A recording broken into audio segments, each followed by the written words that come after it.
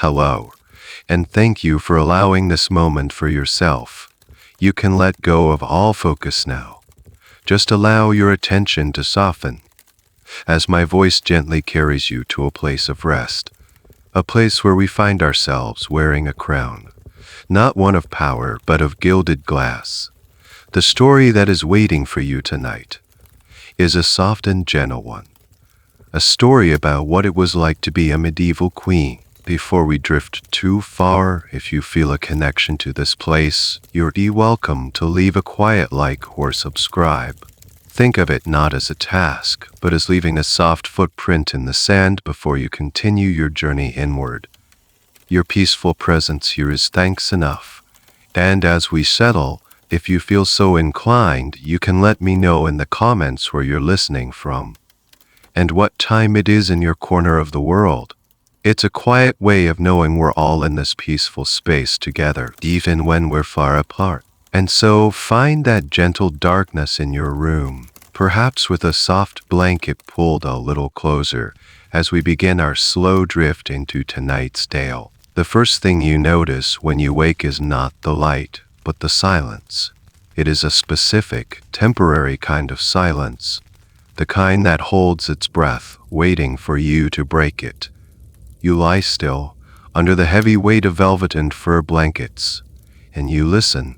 You can hear the soft crackle of a freshly stoked fire in the great hearth across the room.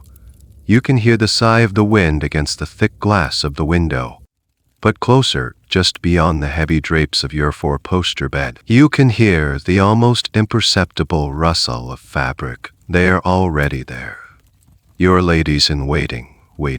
The moment you stir, the performance begins. A hand, belonging to a woman whose name you've known for years but whose thoughts are a complete mystery, pulls back the curtain.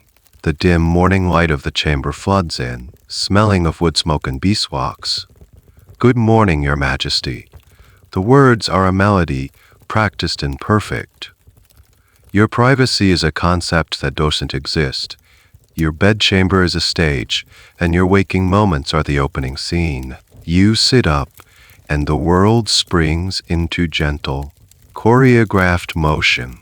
One lady presents a silver basin of rose-scented water, while another holds a linen towel. The woman who holds the basin is the daughter of a powerful duke, and the one with the towel is the niece of a bishop. Their proximity to your person in these unguarded moments is a measure of their family's status. It's a strange and rather intimate little fact of your life that some of the highest-ranking nobles in the kingdom have as their most coveted duty, the honor of helping you wash your face. You splash the cool water on your skin, feeling more observed than refreshed. Next comes the dressing. This is not a simple act of putting on clothes. It is an assembly, a construction. You stand in a simple linen shift as they bring the layers. First the corset, a stiffened bodice of canvas and bone that straightens your back and pushes your chest up. It is not an instrument of comfort. It is an instrument of posture, of royalty. You are not meant to slouch. You are meant to preside. Then come the gowns, a soft inner dress, and then the main garment, a hoop-eel and of deep blue velvet, so heavy it feels like a weighted blanket. Its sleeves are enormous, lined with ermine fur, and the hem pulls on the floor around you. Every part of it is designed to communicate wealth and status, to announce your presence before you even speak. Historians still debate just how much personal choice a queen like you truly had in these matters. Was your preference for blue a genuine expression of self, or was it a carefully calculated political signal, a nod to the French royal house, perhaps a choice approved by a council you never saw? You don't even know the answer yourself. You just know you are wearing blue today. Finally, the jewelry, the heavy gold chain, the rings on your fingers, and the headdress, a delicate construction of wire and pearls that will force you to move your head slowly and deliberately all day. And then, The crown, not the grand, state crown for ceremonies, but a smaller, lighter one for daily wear. It still awaits, a constant, physical reminder of your station. A crown of gilded glass, beautiful, precious, and easily shattered. You are ready. You walk from your chambers, your ladies trailing behind you, like a flock of expensive birds. The hallway is already alive with courtiers. They bow and curtsy as you pass. Their faces are masks, but their eyes are busy. They watch how you walk, who you smile at, whose glance you hold for a moment longer than necessary. A faint smile to the aging baron over there might reassure him of his position. A slight nod to the young knight by the window might make his career, or it might be misinterpreted as something else entirely. Every gesture is a chess move, and you are playing 100 games at once. You are the queen. You are the symbolic heart of the kingdom. But in reality, you are its most beautiful, most valuable, and most carefully watched possession. Your life is a tapestry woven by others, and your only job is to be the perfect, silent image at its center. For now, that is enough. For now, the smiles are genuine, the bows are deep, and the whispers you can't quite hear are, you assume, admiring. You are safe in your gilded cage, and you are not the one who holds the key. Your destination is the great hall, a cavernous space with a ceiling of dark, arching beams that look like the ribs of a slumbering giant. A fire roars in a hearth so large you could stand inside it, casting dancing, flickering light on the long tables, a raised scent of roasted fowl, the sharp tang of mulled wine, and the low, constant murmur of 100 separate conversations. As you enter, the murmur dips, like a wave receding from the shore. 1,000 nods follow you as you make your way to the high table, a raised platform at the far end of the room. This is your stage. You take your seat, arranging the heavy velvet of your gown around you. For a moment, there is only the sound of clinking silver and the shuffling of servants. Then, a distant horn blast from the courtyard. A page standing near the entrance puffs out his chest and announces, "The king," as if you didn't know, as if the entire room hadn't been poised waiting for this very moment. He enters, and the room falls silent before erupting into a more formal, unified show of respect. He is a sun, and everyone else in this room is a planet, turning to face him. He walks with a purpose that you lack. Your role is to be present, his is to command. He smiles, a public smile that doesn't quite reach his eyes, and makes his way to the high table. He takes his seat beside you, but there is a canyon of polite distance between your chairs. He inclines his head, "My lady queen." A formal greeting. You incline your head in return, "My lord king." It's all very civilized, and all very cold. You remember a time not so long ago when he would have leaned in, under the guise of adjusting your cloak, and whispered a joke meant only for you. You remember a time when his hand might have found yours for a brief, reassuring squeeze under the table. Those times are gone. The meal is served, a procession of elaborate dishes. A swan, its feathers reattached after roasting, is paraded through the hall. A subtlety, a fantastic castle made of spun sugar, is placed before you. You are served first, of course. A tiny symbolic portion of everything is placed on your golden plate. But you have no appetite. You watch the king from the corner of your eye. He speaks not to you, but to the chancellor on his other side, about taxes or trade routes or some minor border dispute. He is absorbed, his brow furrowed. You are an ornament at his side. This was the deal, wasn't it? Your marriage was a treaty, a pact of alliance signed in flesh and blood. your father's kingdom for your hand, your womb in exchange for peace. And for a while, it was a good bargain. There was novelty, the discovery of a new court, a new language. There was even a flicker of something that felt like affection. A shared laugh over a clumsy courtier. A quiet evening by the fire, just the two of you before the demands of the court rushed back in. Historians 1,000 years from now will argue about this. They will look at the letters, the official documents, and try to guess if there was ever love between you. Some days, you're not sure you could give them an answer yourself. Was it love, or was it the temporary warmth of a shared political victory? What you do know is that the warmth has faded.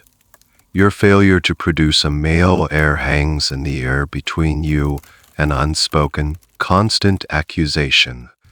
Your daughter, beautiful and bright as she is not enough. The kingdom needs a son, and your body has, so far, refused to cooperate. And so, the king's attention has drifted. The shared jokes have ceased. The quiet evenings are a distant memory.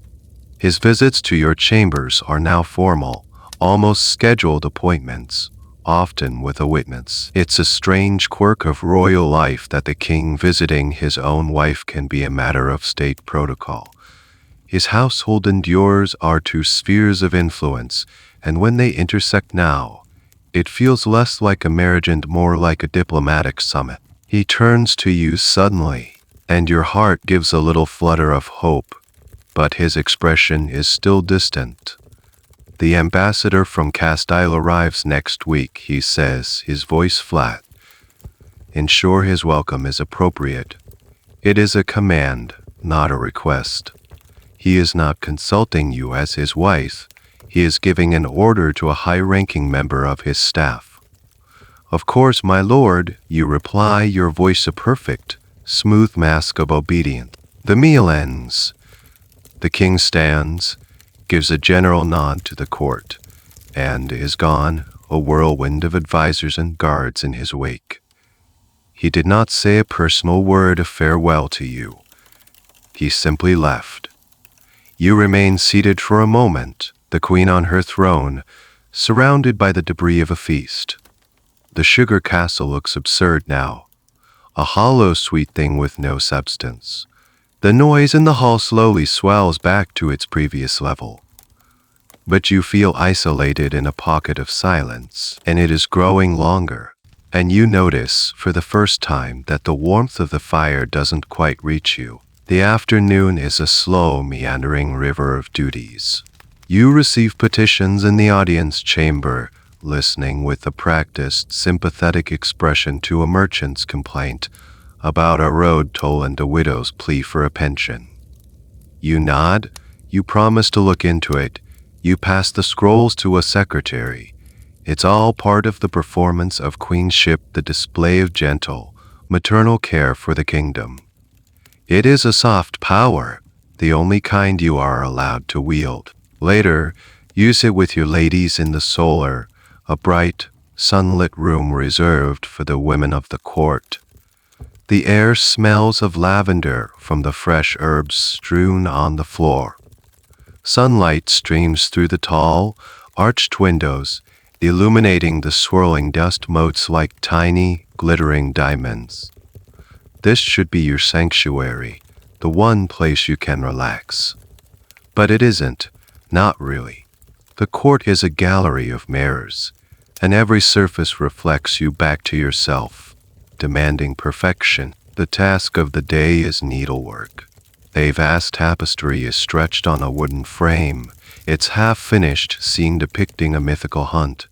Unicorns, griffins, and stags are pursued by noble lords and ladies on horseback. It's a project that has taken years, and will take years more.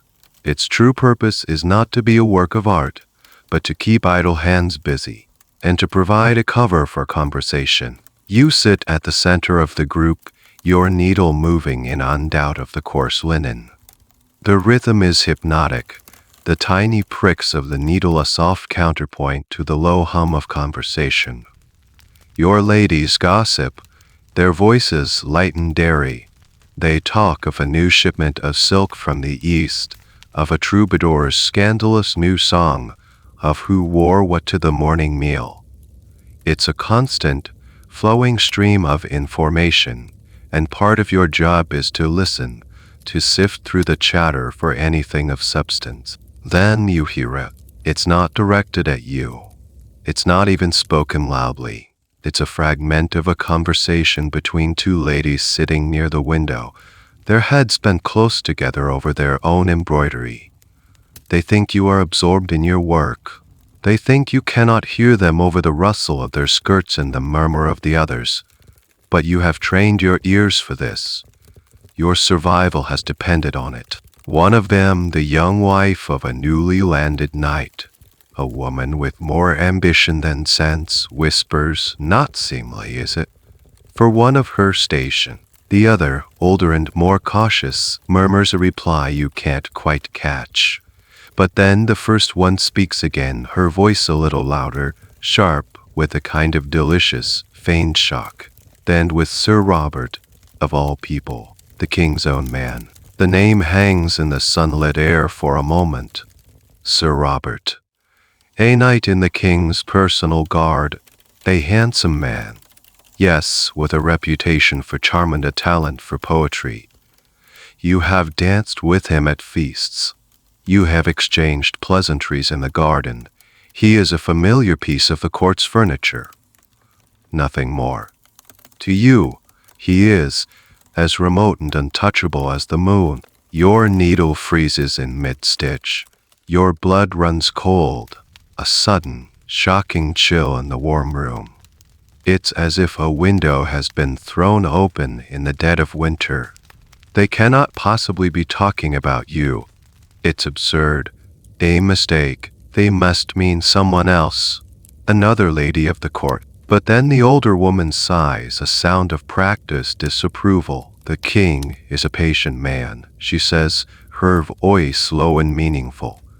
But even a saint's patience can be tried. There is no mistaking it now. The king's patience.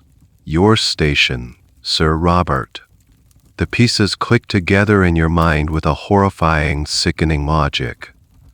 The whispers are about you. You force your hand to move to complete the stitch. You push the needle through the linen, a tiny, violent act. You feel a prick on your finger and a single, perfect crimson droplet wells up. You stare at it, a stark contrast to the pale thread you are using to stitch a unicorn's horn, the blood of a queen. For the first time, you understand on a visceral level that your blood is not just a symbol of lineage. It is a vulnerability. You say nothing. You pretend you have not heard. To react would be to give the rumor life, to admit that it has found its target. This is a rule you learned early: never acknowledge the venom. But the knowledge is a stone in your stomach. The sunlit room suddenly feels like a cage. The beautiful tapestry seems to mock you with its fantasy world of noble ladies and mythical beasts. There are no unicorns here. There are only snakes, whispering in the corners. The conversation of your ladies flows on, moving to other, safer topics. But the poison has been released into the air. You look around at their faces, these women who are supposed to be your companions, your confidentes. You try to see who is looking at you differently, whose smile is a little too tight, whose eyes slide away from yours a little too quickly. The room, which a moment ago felt like a sanctuary, now feels like a den of enemies. Everyone is a potential spy, a potential accuser. Everyone is watching. And for the first time, you feel a genuine, creeping fear. It is a quiet, insidious thing, like the steady, patient work of the needle, stitching a pattern you cannot yet see, but which you know, with a dreadful certainty, will be your undoing. The historians who will one day sift through the records of your life might find no official mention of this moment. Rumors, by their nature, are ghosts in the official narrative, But you know this is where it began, woven into the fabric of a quiet afternoon. A few days pass, and the ugly whisper seems to have faded back into the general hum of the court. You tell yourself you imagined it, or that it was a fleeting, malicious piece of gossip that has already died a natural death. You throw yourself into your duties with a renewed, almost desperate energy. You are a model of regal propriety. Your smiles are measured, your words are careful, and you avoid even the shadow of Sir Robert's presence. You are trying to weave a new tapestry of your own, one of unimpeachable conduct. Then comes the test. It arrives in the form of a visitor to your private apartments. He is not a great lord or a bishop, but a man of lesser, though still significant rank. Lord Alaric. He is a courtier known for his sharp mind and even sharper ambition, a man who has carefully navigated the treacherous currents of the court to rise from obscurity. He has always been outwardly respectful to you, a perfect gentleman. You know he is a key ally of one of the court's rising factions, a group that has lately been gaining the king's favor. He requests a private audience, a common enough occurrence. You receive him in your small receiving room with two of your new, carefully selected ladies in waiting standing discreetly by the door. Lord Alaric bows low, his face a mask of earnest sincerity. Your Majesty, he begins, his voice smooth as oiled leather. I come to you with a humble, and perhaps slightly unusual, request. You incline your head, inviting him to continue. The king, in his great wisdom, he says, has granted my family a new estate on the western border. A great honor, but the lands have been neglected. He pauses, letting the image of rustic hardship sink in. My wife, a gentle soul, is overwhelmed. She wishes to make the manor a true home, a place of beauty and order, a reflection of this very court. You nod? It is a familiar story. The flattery is as thick and sweet as honey. She has heard, as we all have, he continues, his eyes gleaming with admiration of your Majesty's impeccable taste. The gardens you designed at the summer palace are spoken of in every great house in the kingdom. This is true. The gardens are one of your few personal projects, a place where you could impose your own sense of order and beauty on the world. You feel a small, foolish flicker of pride. My humble request is this, he says, finally getting to the point. My wife has drawn up some rough plans for her own small garden. It would mean the world to her, Your Majesty, if you would but glance at them. Perhaps offer a small suggestion. A word of your wisdom would be a treasure beyond price. He unrolls a small, simple scroll of parchment. It shows a crude drawing of a walled garden. It seems so innocent. A small act of kindness, a way to exercise your limited influence in a harmless domestic sphere. To refuse would seem petty cold. It would be an insult to him, and by extension to his powerful allies. Your role is to be gracious, but something, a tiny, cold knot of suspicion tightens in your gut. Why come to you? Why not the royal gardener? Why this public performance of a request? You look at the plan. It's simple, almost childish. A square plot, a path, some beds for herbs. You could improve it in a dozen ways without a second thought. But then your eyes fall on a small note in the corner, written in a different, more elegant hand. It's a list of proposed plants. Lavender, rose, chamomile, a name that makes your breath catch. Angelica, archangelica.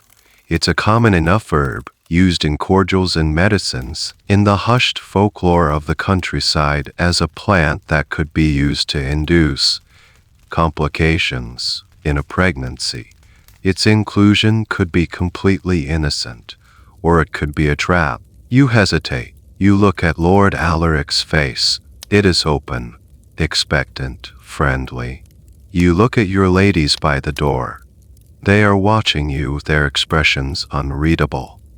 The entire court, it seems, is built on these small, loaded moments. Do you engage, or do you withdraw? A charming start, you say, your voice even. You force a small, regal smile. You will not give him the satisfaction of a refusal. You will not appear churlish, but you will not step into the snare. You point your finger to the list of plants, carefully avoiding the name that troubles you. The roses, you say, would be better placed against the southern wall to catch the most sun. And a stone bench here, you tap a blank spot on the drawing, would create a lovely focal point. You have engaged. You have given your wisdom, but you have not touched the part of the plan that felt like bait. It is a masterful piece of political maneuvering, an noncommittal commitment. You have done the favor, but you have not endorsed the entirety of its contents. Lord Alaric beams. Your Majesty is as wise as you are gracious, he gushes, rolling up the scroll. My wife will be overjoyed. You have given her a great gift. He bows again, even lower this time, and backs out of the room. You watch him go, the smile on your face frozen in place until the door closes behind him. Then you let it fall.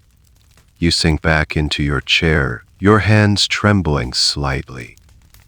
It was nothing, a simple request from a courtier, a conversation about flowers. But it felt like a duel. You wonder what he will say when he reports back to his masters. Will he say the queen was helpful, or will he say she looked at a plan that included a dangerous serb and said nothing to stop it? Historians will puzzle over this moment. Was it a genuine request, a clumsy attempt at flattery, or was it, as you suspect, the first deliberate, calculated step in a campaign against you? The placing of a single, seemingly insignificant stone on a path that leads to a cliff. They will debate the garden plan plot for centuries. But you don't have the luxury of academic debate. You have to live with the consequences. You look down at your hands, but you feel as if you have just handled something deeply unclean.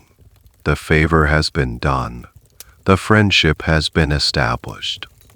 And you have the sickening feeling that you have just handed your enemies a weapon. The seed of fear planted by Lord Alaric's visit lies dormant for a time, buried under the heavy soil of daily routine. You oversee the royal household, use it through endless, droning council meetings. You smile at feasts. You play the part of the queen so perfectly that you almost convince yourself that the role is all you are. The whispers, the garden plan, they were just momentary cracks in the smooth, polished surface of your life. The thaw comes unexpectedly on a cold, damp evening. The king summons you, not to the great hall for a public meal, not to the council chamber for a matter of state, but to his private study. This is unusual. This is a room of maps and ledgers, of state secrets, unquiet, brutal decisions. It is his space, not yours. You have been inside it only a handful of times since your wedding. 2 guards stand outside the heavy oak door. They do not meet your eyes as they pull it open for you. Inside, the room is dimly lit by a single candelabra on a massive desk. The king is not at his desk. He is standing by the fireplace, one hand resting on the stone mantel, staring into the flames.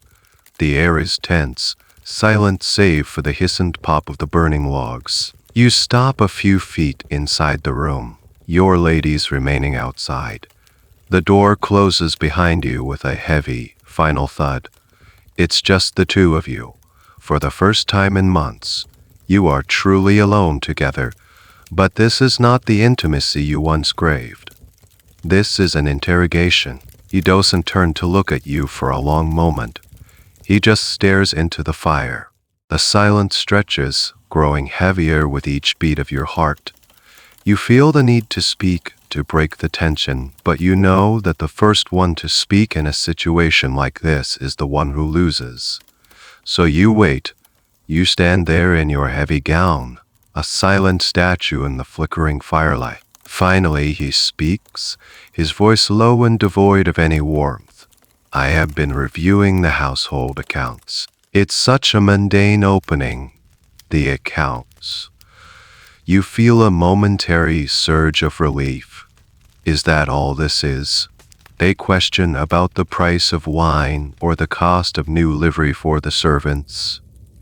I trust my chamberlain has kept them in order, my lord, you say, your voice calm and steady. He turns his head slowly, and his eyes meet yours. There is no anger in them. Not yet. There is something worse. A cold, flat curiosity, like a physician examining a strange new disease. The accounts are in order, he says, but they can be illuminating. They tell stories. He pauses. They tell of gifts. A new saddle for your stable master. A bolt of Venetian silk for one of your ladies. A book of poetry, bound in fine leather, for Sir Robert. The name again. Sir Robert.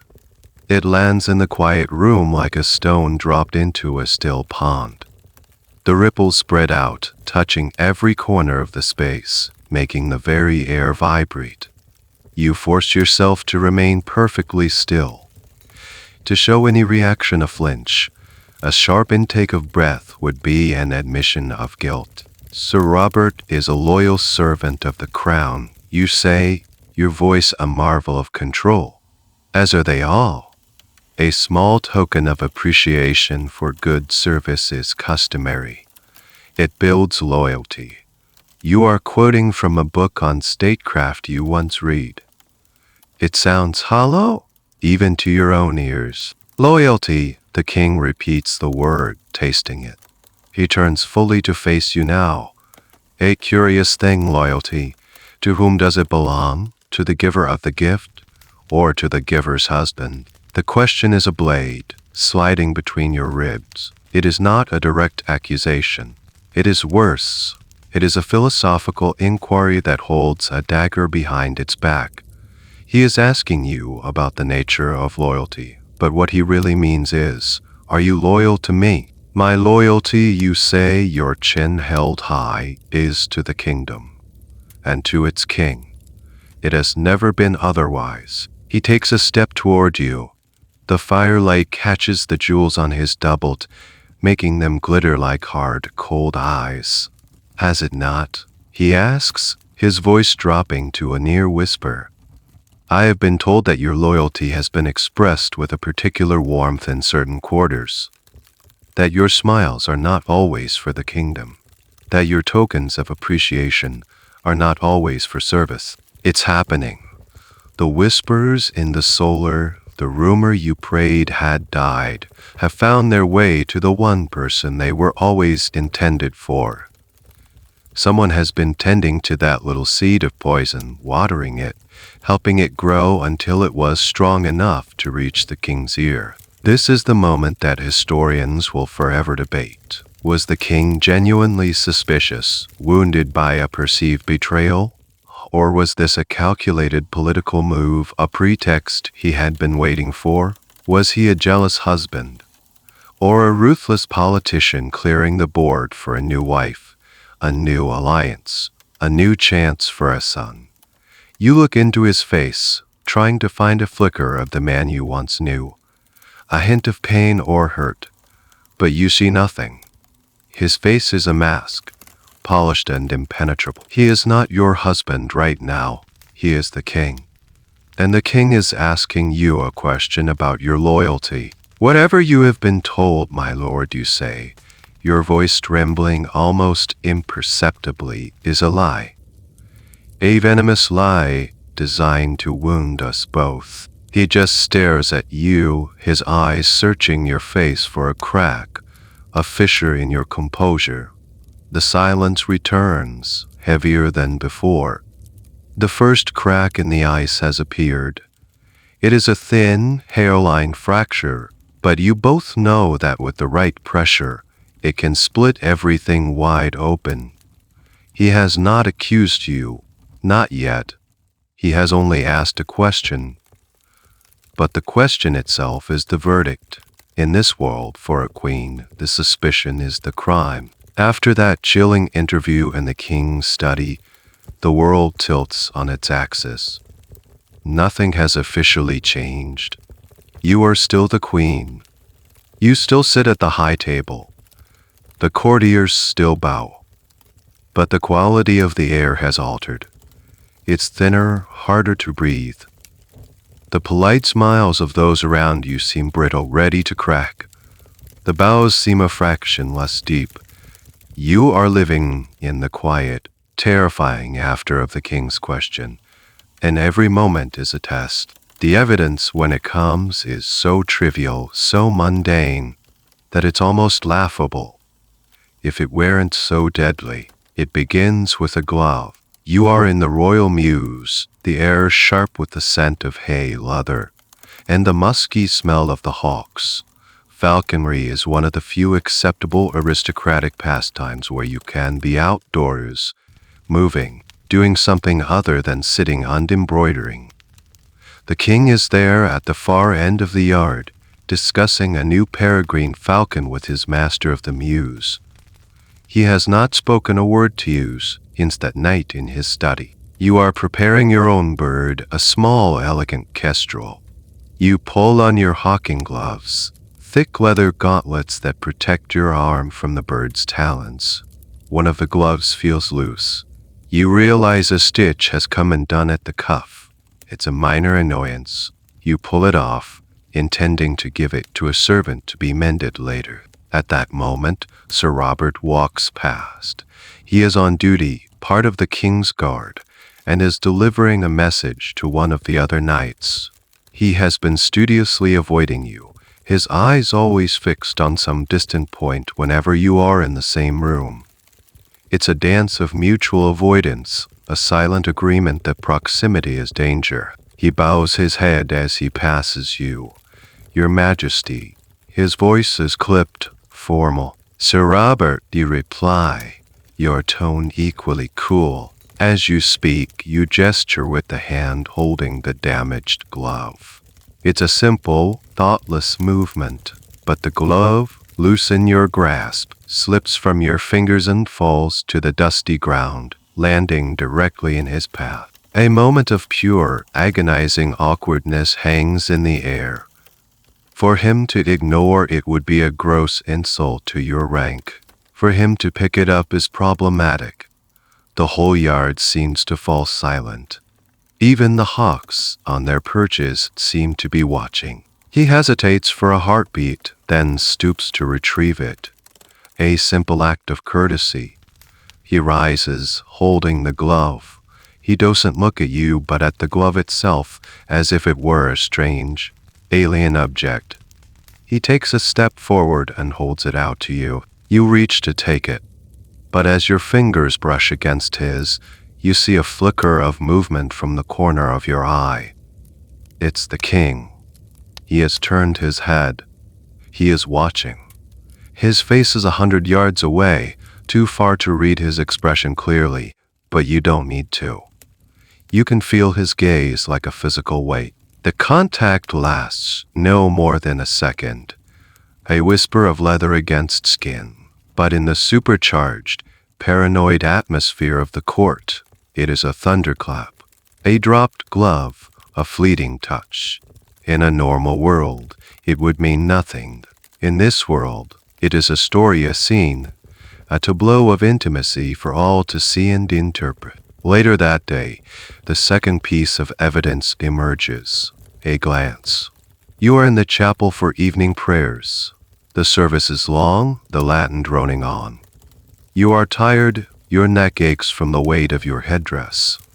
and your thoughts are a tangled mess of fear and anxiety. You scan the faces of the congregation, a habit you have developed to gauge the mood of the court.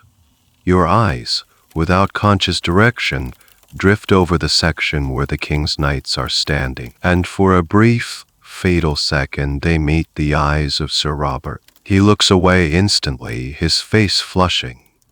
You look away too, your heart pounding. It was an accident. A random meeting of gazes in a crowded room. A thing that happens 1,000 times a day. But you know, with a sick certainty, how it will be reported. The queen and her favorite, exchanging a look of longing during sacred rites. An act of sacrilegious intimacy. The final piece is the gift, the book of poetry, the one the king mentioned in his study. The next morning, a counselor, one of Lord Alaric's men, formally requests an inventory of the Queen's household, expenditures for the past year. The request is made in a public meeting, for reasons of official prudence, he claims. The king grants it immediately. The ledger is produced, and there it is, a single line item, for all the court to see, one volume. The Romances of Aquitaine for Sir Robert as a prize for the tourney. It was a prize, a standard public award for winning the poetry recitation at the last tournament.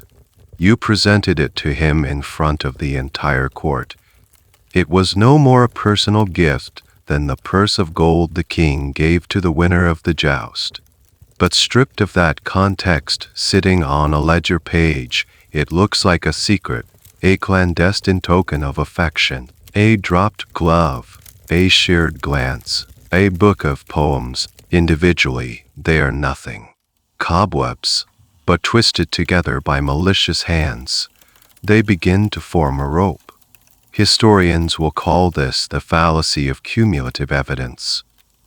A collection of insignificant details, none of which proves anything on its own, is presented as an overwhelming case. It's a classic tactic of show trials throughout history. You are not being accused of a crime. You are being buried under a mountain of trifles. You are now standing in the center of a story that is being written about you, a story you have no power to edit.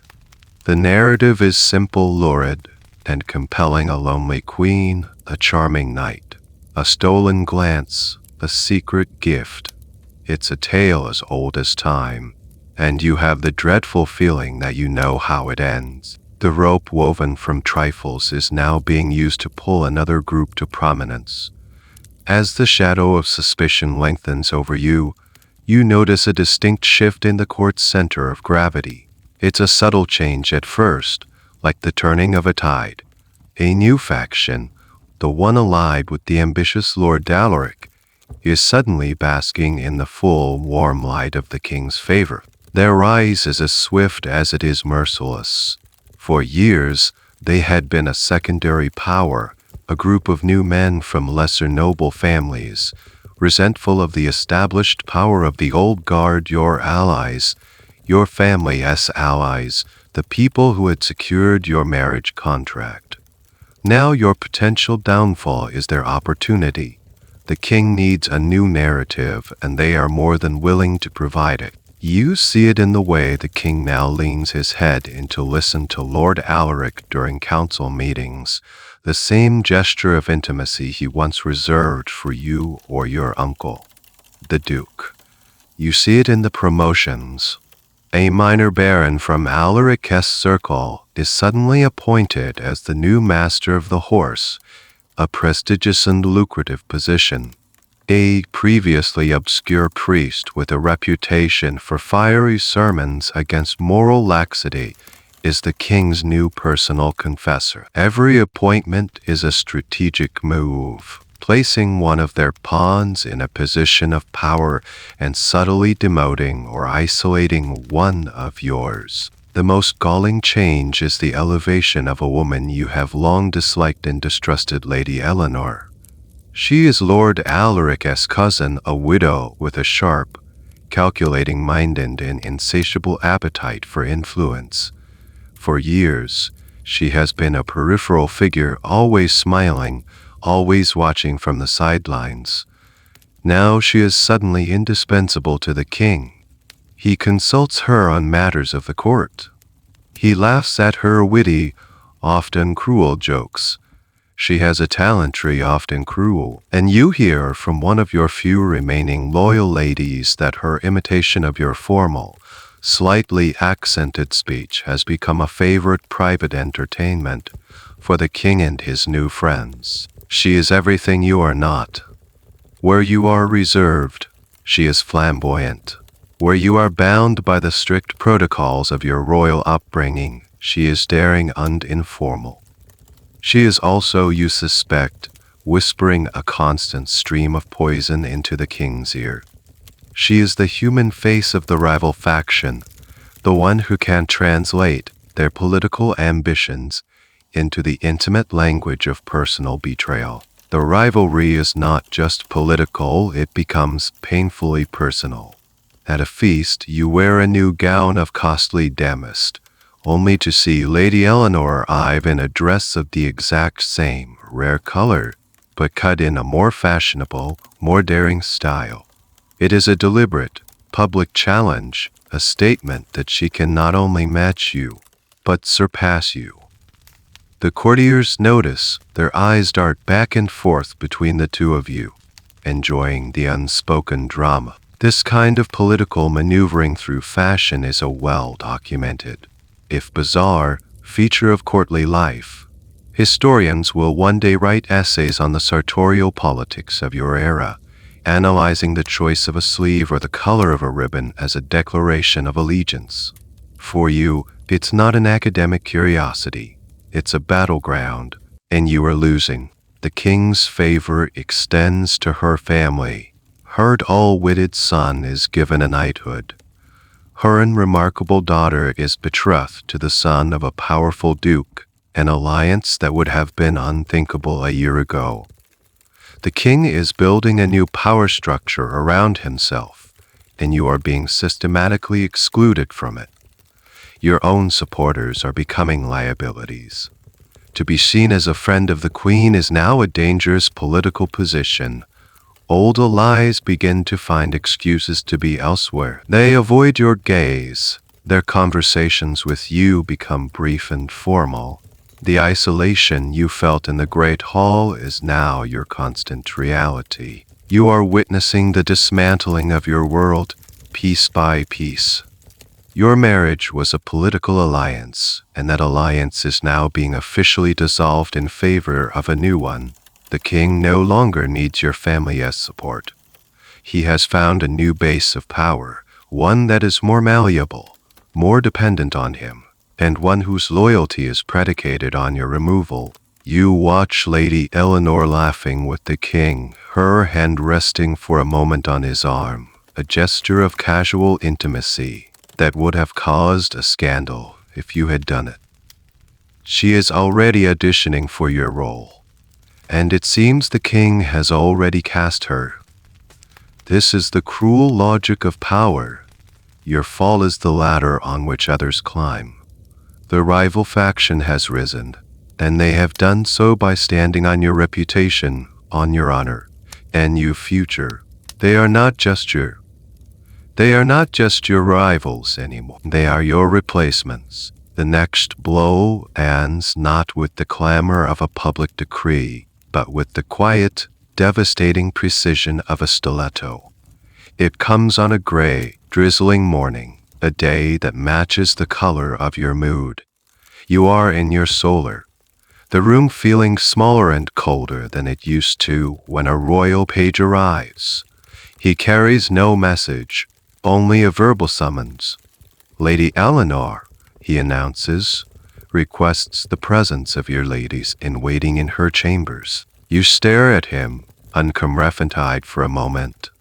Lady Eleanor summons my ladies? You ask, the words feeling foreign in your mouth. A lady in waiting does not summon the queen's attendants. It is a shocking breach of protocol, an impossible command. The page, a young boy who can't be more than 15, flushes and avoids your gaze. By the king's authority, your majesty, he mumbles to the floor. And there it is, the king's authority. The two of you are locked in a silent war, and he has just captured your entire retinue. Your ladies look at you, their faces a mixture of confusion, fear, and in the case of one or two, a flicker of something that might be excitement. Their loyalty has always been a complex thing, part personal affection for you, part allegiance to their own family's ambitions. Now, that loyalty is being officially transferred. One by one they stand. They curtsy to you, their movements stiff and awkward.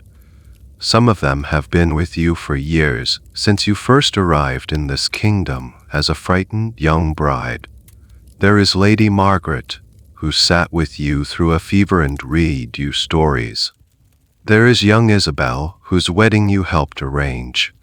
There is the Countess Anne, your distant cousin, your last remaining link to your own blood. Her eyes are filled with tears, a silent apology she dares not speak aloud. They file out of the room, their colorful dresses a funeral procession. You are left alone, sitting by the cold fireplace, the vast, half-finished tapestry of the unicorn hunt stretched before you like a monument to a time that has vanished. The silence in the room is absolute. It is no longer the expectant silence of the morning, but the hollow, echoing silence of abandonment. An hour later they return. But they are not the same women who left. Lady Eleanor, it seems, has reassigned them. Lady Margaret is being sent to a dreary, remote castle on the northern border to attend to the king's aging aunt. It is a punishment disguised as an honor. Isabella's husband has been suddenly posted to a diplomatic mission in a faraway, insignificant country. She is to go with him, the Countess, and is simply being sent home to her family's estate, dismissed without cause. They are being scattered to the winds, their influence neutralized, their connection to you severed. In their place, a new set of ladies is assigned to you. They are introduced by a stern-faced steward, and you recognize them all.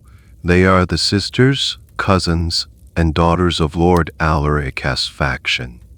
They are Lady Eleanor's creatures. Their faces are polite, their curtsies are perfect, but their eyes are cold and watchful. They are not companions. Your life, which was already a performance, is now under constant, hostile surveillance. The intimate routines of your day, waking, dressing, bathing, are now carried out by strangers whose loyalty is to your enemy. You cannot weep without it being reported. You cannot even write a letter without the risk of it being read. The gilded cage has shrunk, and its bars are now made of human beings. This practice, the strategic replacement of a queen's household, is a terrifyingly effective to love political isolation. It was used time and again in the royal courts of Europe. It cut the queen off from her support network, her sources of information, and her emotional anchors. Historians sometimes refer to it as a social decapitation. You have been severed from the body of the court, left as a head without limbs, able to see and think but unable to act. The most unnerving part is the change in the little details. Your old ladies knew how you liked your tea. They knew which headrest gave you a headache. They knew which stories made you laugh. Your new ladies know nothing of you, and they do not care to learn. They bring you the wrong book. They arrange your hair in a way you dislike. They speak to you in clipped, formal tones. Every interaction is a small reminder of your powerlessness. They are deliberately making your life uncomfortable, a death by 1,000 paper cuts. That night, you lie in your great bed, the curtains drawn. But you do not feel safe.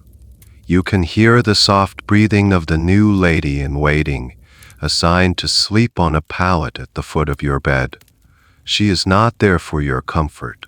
She is there to listen. To listen for a name muttered in your sleep, for a sob in the darkness, for any sound that could be twisted into a confession. You are utterly, terrifyingly alone. You are surrounded by people, yet you have never been more isolated.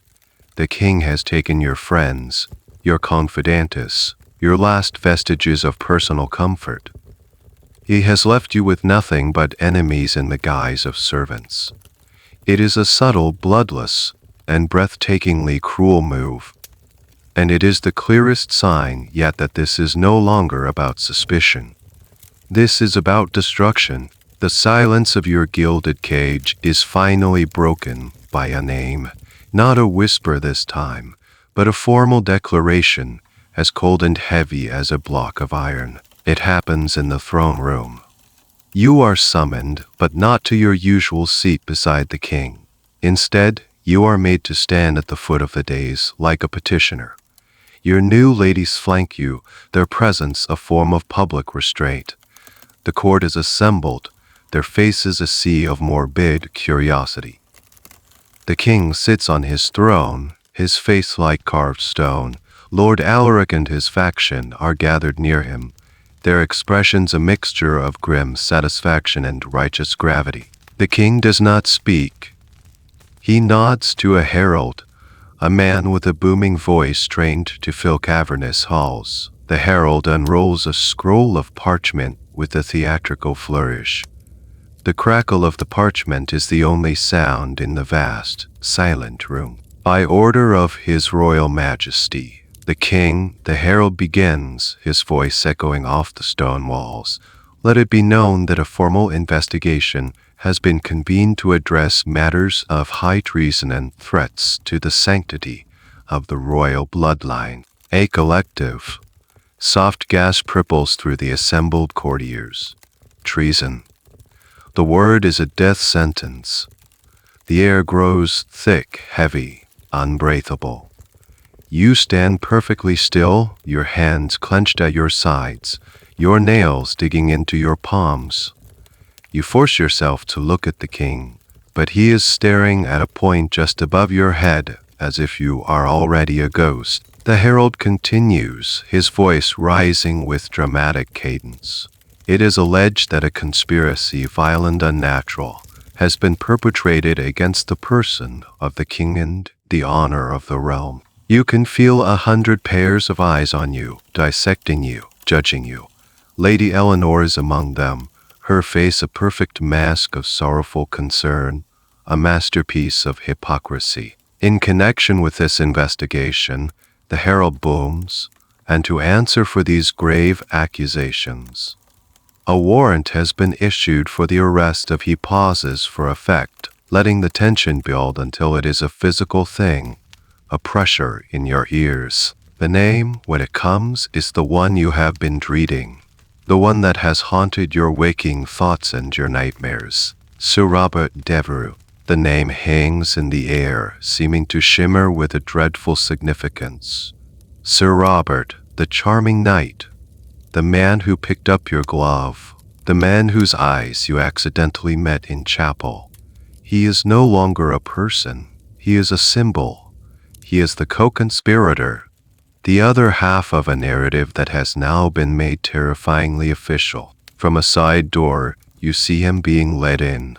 He is flanked by 2 guards from the royal yeomanry, their halberds glinting in the torchlight.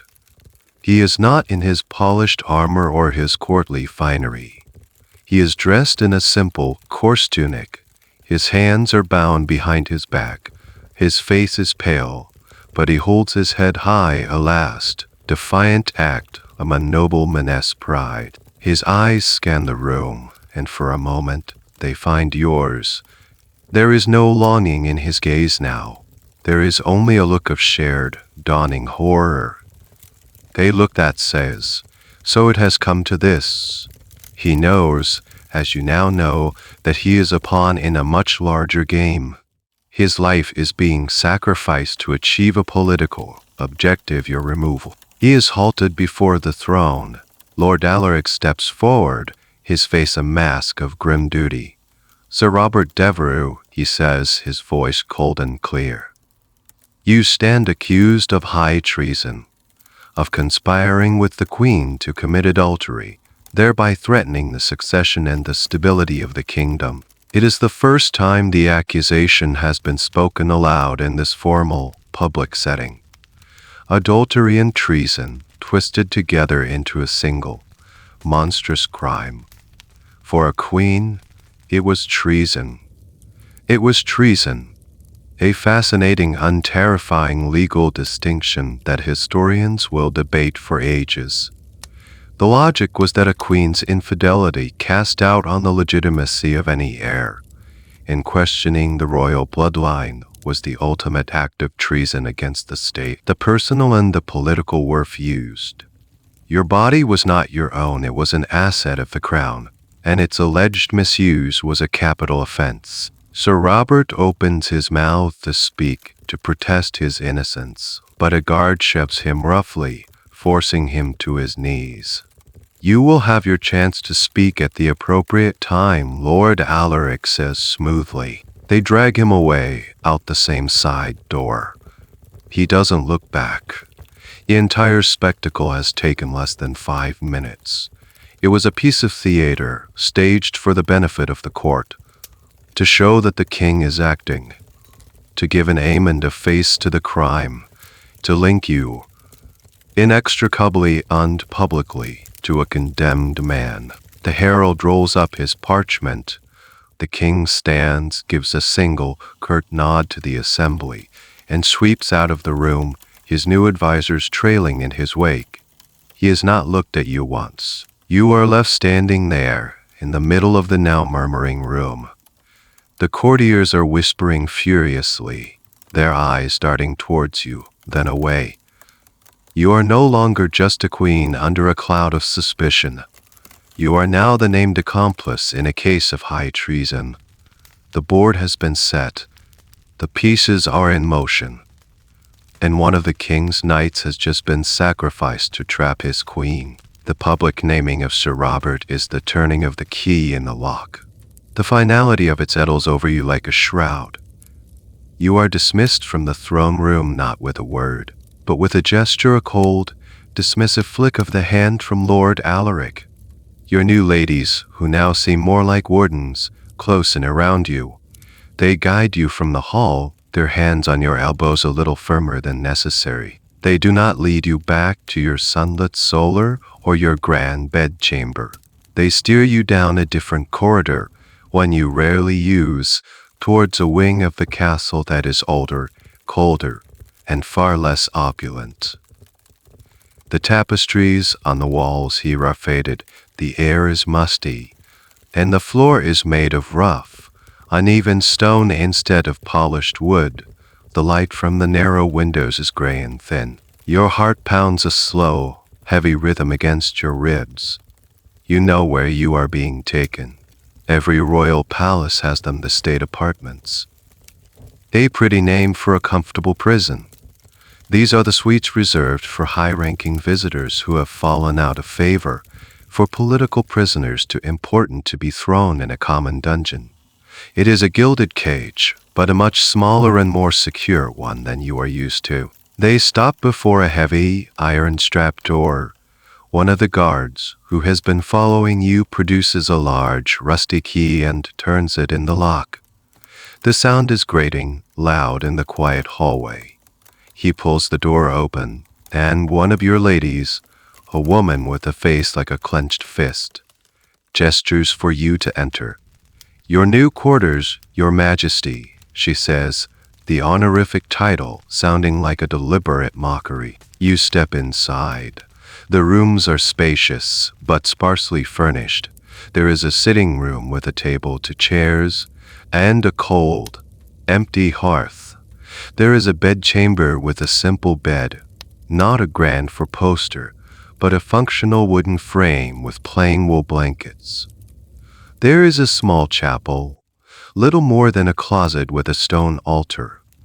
The windows are tall and narrow, like in a church, but they are covered with thick, iron latticework.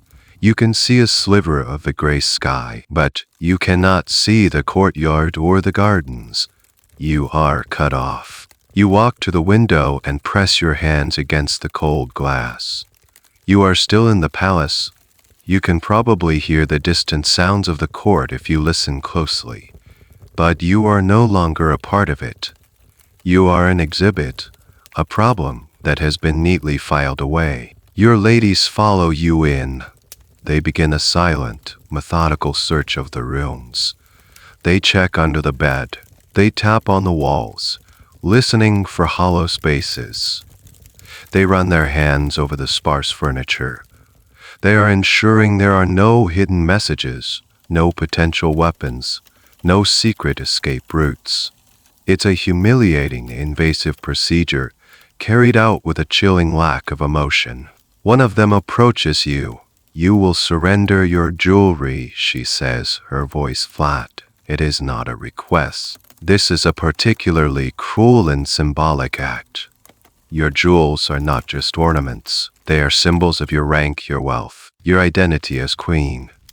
To be stripped of them is to be stripped of your station. Slowly, you unclasp the heavy gold chain from your neck. You pull the rings from your fingers. You remove the delicate pearl earrings. You hand them over, one by one. The woman drops them into a leather pouch without a second glance. The small, daily crown you wear is the last to go. As you lift it from your head, you feel a strange lightness, as if a physical part of you has been removed. You are left in your fine velvet gown, but without the accompanying jewels. It looks almost like a costume.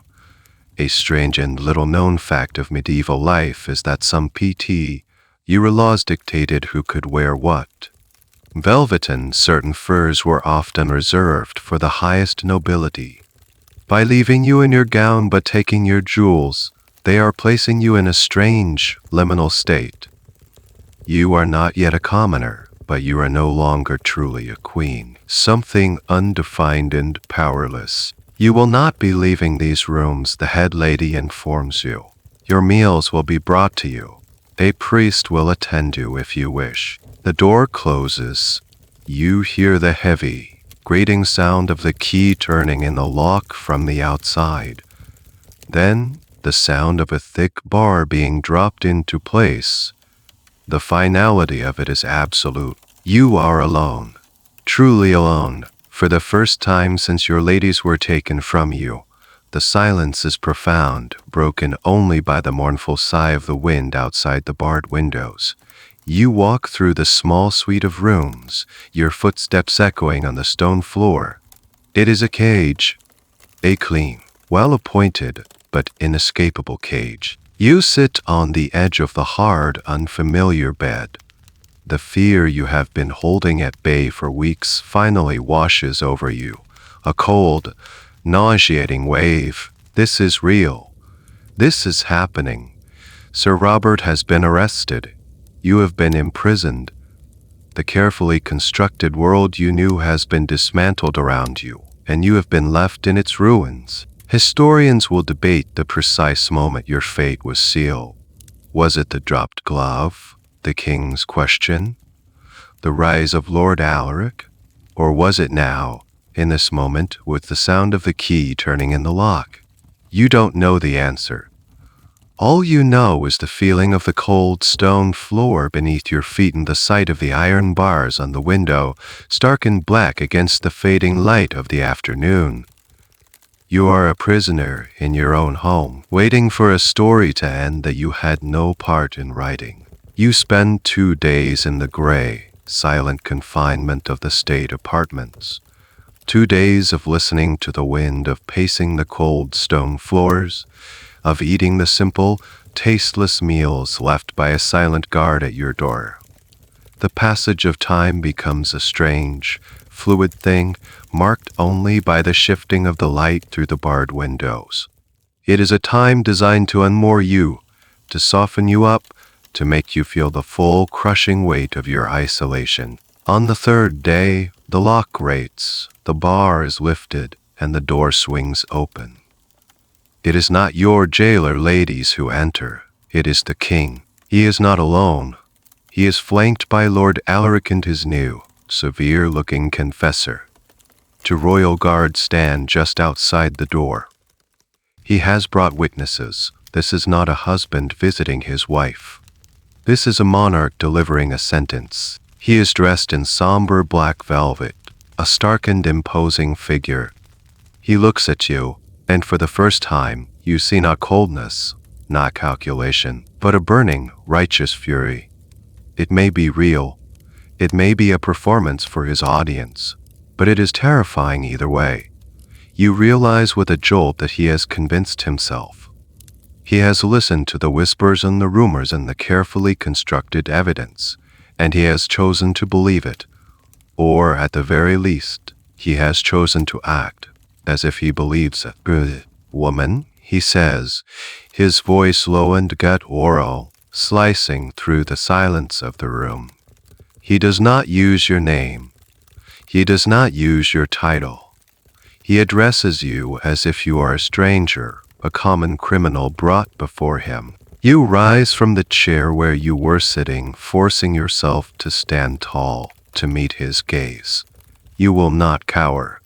It is the last shred of dignity you have. You have brought shame upon this house, he continues, his voice rising in volume. You have defiled my bed, my name, and my kingdom. You have taken the trust I placed in you, the honor I bestowed upon you, and you have dragged it through the mud like a common straw. The words are like stones, pelting you. Lord Alaric and the priest stand by, their faces set in expressions of solemn, pious agreement. They are the chorus to his outrage. Did you think I would not know? The king roars, taking a step closer. The smell of wine is faint on his breath. Did you think me a fool, to be played with, to be mocked behind my back in my own court? He gestures around the small, bare room. This is what you have earned.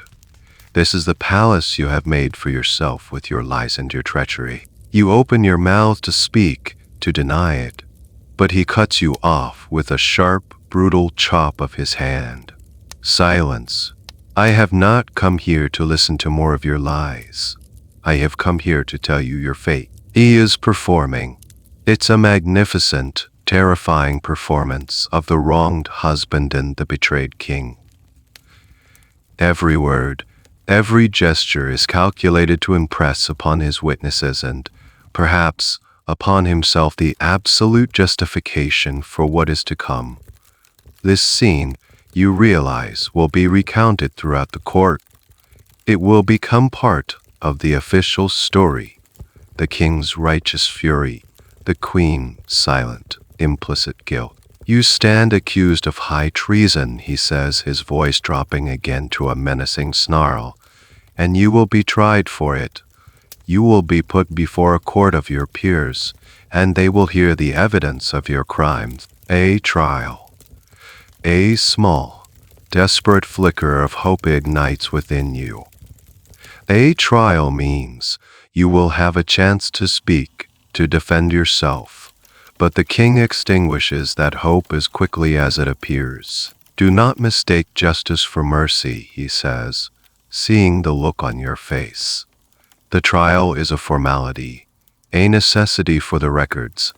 Your guilt is already known. It is written on your face. It is proclaimed in the confession of your lover. The confession of your lover. The words hit you with the force of a physical blow. You stumble back a step, your hand flying to your mouth. Sir Robert. They have made him confess. The hope you felt moments ago coalesces into icy dread. He has told us everything, Lord Alaric interjects smoothly, his voice a calm, venomous counterpoint to the king's rage. Every sordid detail, every treasonous whisper. His confession is quite thorough. It's a lie. It must be a lie, a tactic to break you. But the seed of doubt is planted. What did they do to him in the dungeons of the tower? What unspeakable pressures did they apply? The history of medieval justice is filled with stories of confessions obtained through methods that have little to do with the truth. Thumbs bruise, the rack, the threat of fire. A man will say anything to make the pain stop. The confession is not a record of guilt, it is a record of agony. And historians will forever argue about the contents of these coerced statements, debating whether any fragment of truth can be salvaged from a document written in pain. You will be stripped of your titles, the king declares, his voice ringing with finality. Your name will be struck from the royal lineage. Your daughter will be declared a bastard. You will be erased. You will be as if you never were. The threat against your daughter is the cruelest cut of all. It is one thing to face your own destruction, but to see it visited upon your child is an agony beyond measure. Tears well in your eyes, blurring the king's furious face. He sees your tears and scoffs. Your tears will not help you now. Pray to your God for forgiveness. It is more than you will receive from me. He turns on his heel and sweeps out of the room, his entourage following him like shadows. The door slams shut. The key turns. The bar falls. You are left in the ringing silence, the king's furious words still echoing in the air. The formal accusation has been delivered, and it is a sentence of annihilation, not just for you, but for your entire legacy. The performance is over, and you have been cast as the villain in a play written by your own husband. The king's furious declaration echoes in the silence of your cell, stripping away the last of your illusions. You had clung to a fragile hope in the concept of justice, in the idea of a trial where truth could be weighed and measured. But his words, and Lord Alaric's smooth, chilling mention of a confession, make the reality clear. This is not a legal process. This is a political ritual. The purpose of the coming trial is not to discover what happened. It is to legitimize a decision that has already been made. Your guilt is a foregone conclusion, a necessary plot point in the king's larger story. He needs a new wife. He needs the possibility of a male heir. He needs to sever the alliance with your family and forge a new one. You begin to understand the terrifying machinery you are caught in. Justice, as you once understood it, a system of laws and evidence, has no place here. This is a different kind of system, one that operates on the principles of power, narrative, and necessity. The king needs you to be guilty, therefore, you are. All that remains is to construct the stage and perform the play for the public. A few days later, a man you have never seen before is admitted to your rooms. He is not a priest or a nobleman. He is dressed in the sober, dark robes of a lawyer. He is a small, neat man with ink stains on his fingers and a perpetually worried expression. He introduces himself as Master Fitzwilliam, a clerk of the royal court, appointed to act as your counsel. The word counsel sounds like a joke. He sits opposite you at the small wooden table, a stack of papers beside him. He will not meet your eyes, focusing instead on a spot on the wall, just over your shoulder. Your Madge, he begins, then corrects himself, my lady. I have been instructed to review the articles of accusation with you. He slides a piece of parchment across the table. It is a list written in a precise, bureaucratic hand. It details the charges against you: treason by adultery, conspiracy against the crown, endangering the succession. Each charge is followed by a list of evidence. You read through it, a cold knot of dread tightening in your stomach. It's all there. The book of poems, now described as a secret token of illicit affection. The dropped glove, now a brazen public signal. The glance in the chapel, a sacrilegious exchange of longing. Lord Alaric's visit about the garden plan is even mentioned, twisted into an allegation that you were consulting on herbal poisons. It's a masterpiece of malicious fiction, a collage of innocent moments pasted together to create a monstrous picture. These are lies, you say, your voice a choked whisper. Every single one of them is a lie, or a truth twisted into a lie. Master Fitzwilliam sighs, a small, weary sound. The evidence is what is written, he says softly. The testimony has been given and recorded.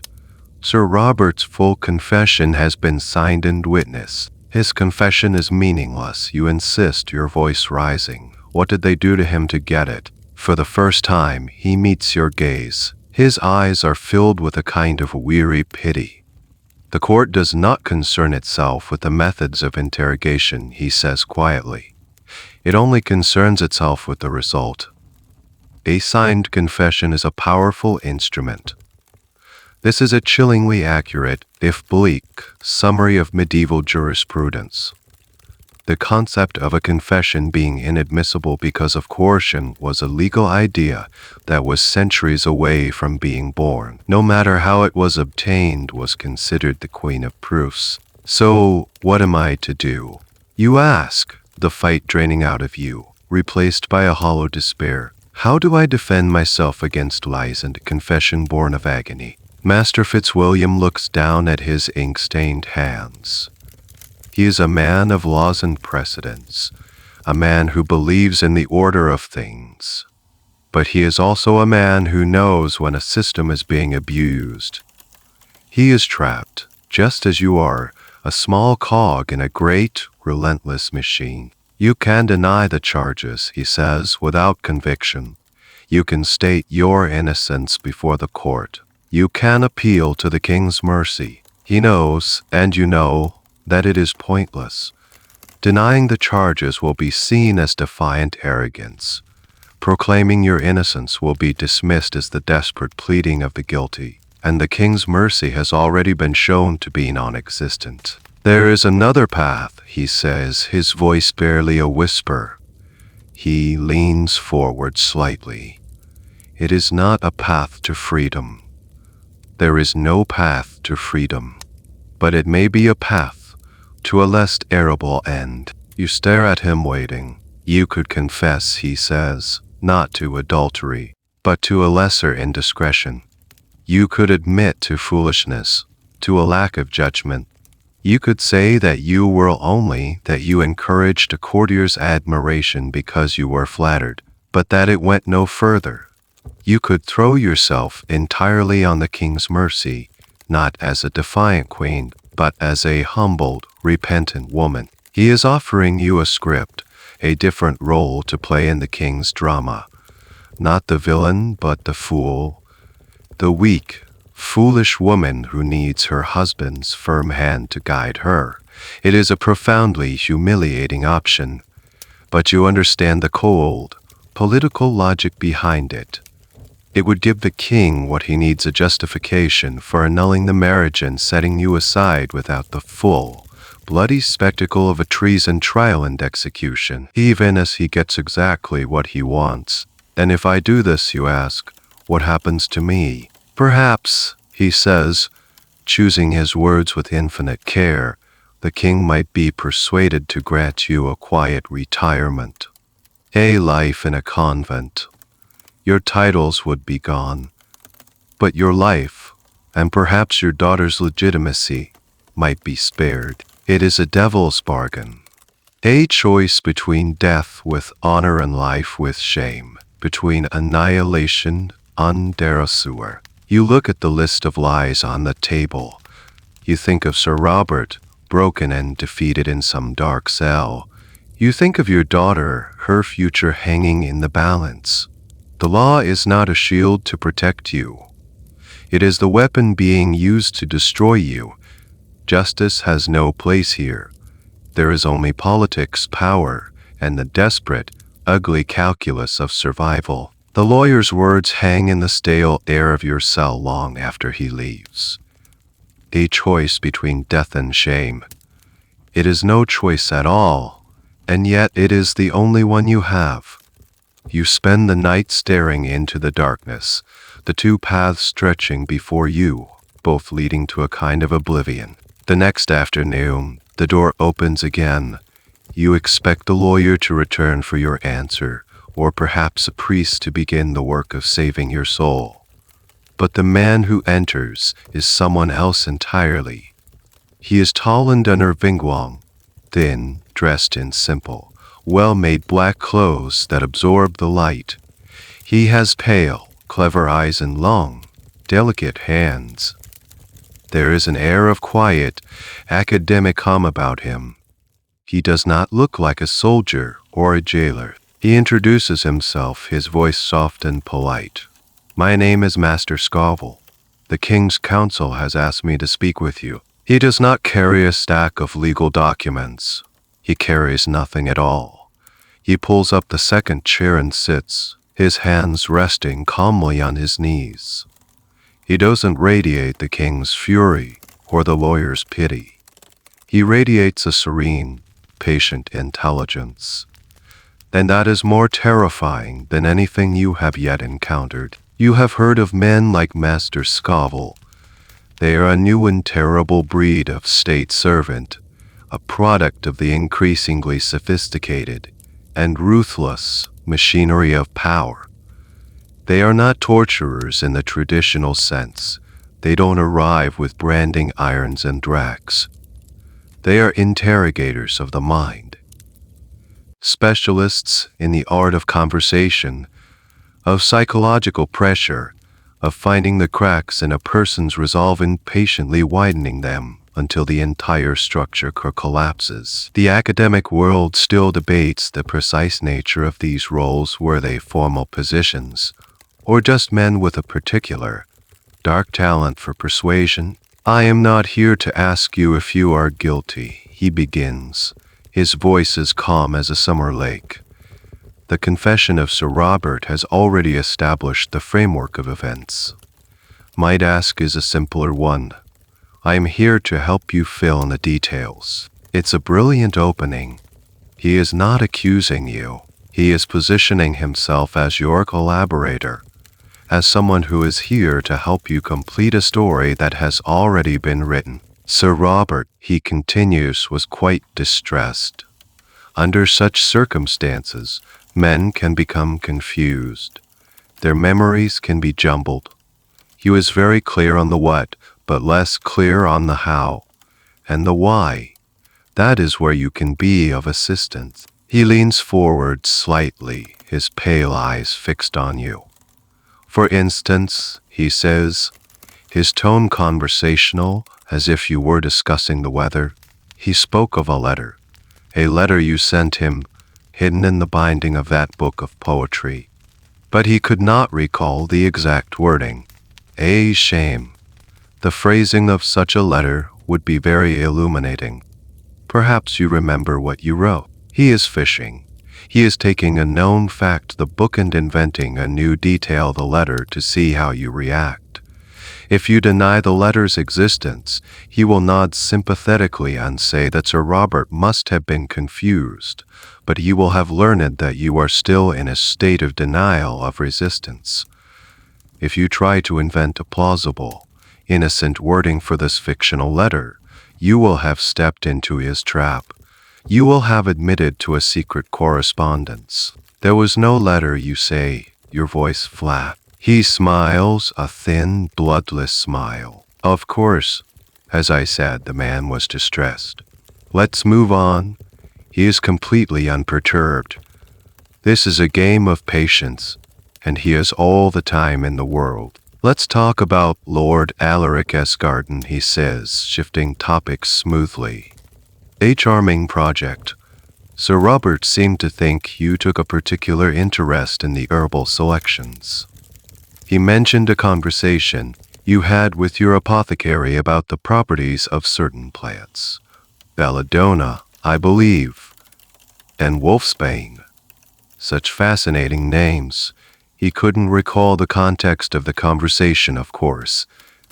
Perhaps you can enlighten me. Another invention, another trap.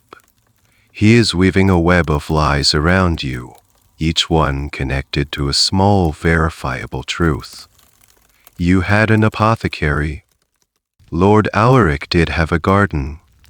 The truth makes the lie sound plausible. I have never discussed poisons with my apothecary in my life, you say, your voice shaking with the rage you are struggling to contain. Poisons, Master Scoville says, raising an eyebrow in feigned surprise. Who said anything about poisons? I believe belladonna is used to brighten the eyes, and wolfsbane has its uses in treating certain fevers. It is a matter of dosage, is it not? A medicine in one quantity, something else entirely in another. It all depends on intent. He lets the word intent hang in the air. He is not accusing you of trying to poison the king. He is just having a scholarly discussion about herbs. But the implication is clear, and it is deadly. He continues like this for what feels like hours.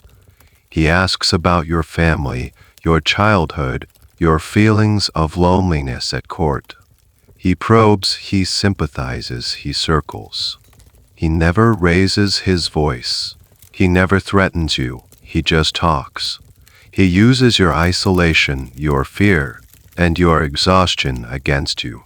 His questions are the water that drips and drips and drips and drips onto a stone, seeking the flaw that will make it crack. This is the agony of the new, more civilized form of interrogation.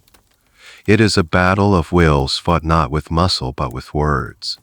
There are no physical scars, only a slow, methodical erosion of your soul. You feel your resolve beginning to fray. You find yourself questioning your own memories. Did you have a conversation about herbs? Did you make a joke that could be twisted? The certainty of your own innocence begins to feel like a distant shore, receding with every calm. He stands to leave, his demeanor as placid as when he arrived. We will speak again tomorrow, he says, as if promising a pleasant chat between friends. Perhaps by then you will feel more inclined to help us clarify these small, confusing points. It is in your best interest, after all. The court values cooperation. As the door locks behind him, you collapse onto the bed, shivering. You have not been touched. You have not been harmed, but you feel as if you have been flayed alive. The interrogator's quiet visit has done more to break your spirit than the king's fury ever could. You now understand that there are dungeons of the mind, and that Master Scoville holds the keys to every one of them. The next stage of your undoing is not a quiet conversation, but a formal, public performance. Master Scoville's psychological siege is replaced by the blunt instrument of manufactured testimony. You are escorted from your rooms, not to the throne room, but to a smaller, more intimate chamber. It's a council room, paneled in dark wood, dominated by a long, polished table. The full council of the king is assembled. Lord Alaric sits at its head, the king himself conspicuously absent. His absence is a statement in itself.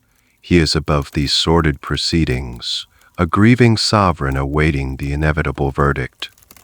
Master Fitzwilliam, your counsel, sits at the far end of the table, looking small and helpless. You are seated in a lone chair, facing them all.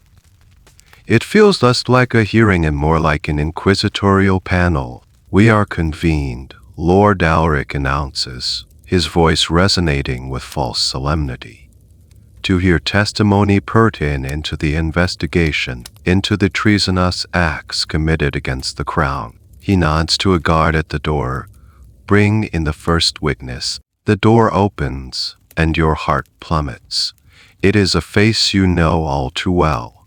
It is one of your former ladies-in-waiting. Not one of the ones who was dismissed, but one of the ambitious, younger ones who had seemed so eager to please in the early days. Her name is Catherine, a girl you had taken under your wing, to whom you had shown kindness. She does not look at you. She keeps her eyes fixed on Lord Alaric as she is sworn in on a holy relic.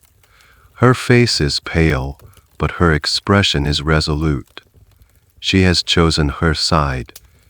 She has made her bargain. A promotion for her father, perhaps. A good marriage for herself. A future, bought with your past. Lady Catherine, Lord Alaric begins, his voice gentle, encouraging. Please tell the council what you observed of the Queen's conduct. Catherine takes a deep breath and begins to speak. Her voice is clear and rehearsed. She tells a story, a terrible, twisted version of your life. She speaks of your melancholy moods after the king would leave your company. She describes you staring out the window for hours, as if waiting for someone. She recounts conversations where you spoke of poetry and romance, twisting your appreciation for literature into evidence of a corrupt and yearning heart. And did you ever see the Queen in the company of Sir Robert Devereux? Lord Alaric asks, leading her. Yes, my lord, she says. Often, too often, there were glances, whispers in alcoves. They would fall silent when I approached. There was an air of secrecy about them. It's all lies, vague, unprovable, and utterly damning. She is painting a picture of a clandestine affair using the brushstrokes up of insinuation. Do you recall a specific instance? Alaric prods. Yes, my lord, she says, her voice dropping. The day of the hunt. The Queen said she had a headache and would not ride. But later, I saw her walking in the secluded part of the garden near the old sundial. Sir Robert was with her. Their heads were bent close together. It was not proper. You want to scream. You did have a headache that day. You walked in the garden to get some fresh air. You may have passed Sir Robert and exchanged a brief, polite word, but in her telling, it becomes a secret, romantic tryst.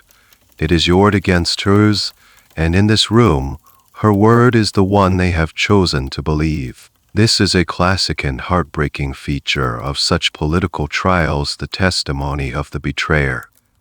Someone from the inner circle, a person who had access to private moments, is turned and used as the most credible weapon. Their proximity lends there lies the weight of truth. Historians looking at the court records centuries from now will see Lady Catherine's testimony, and some will take it at face value, citing an eyewitness account.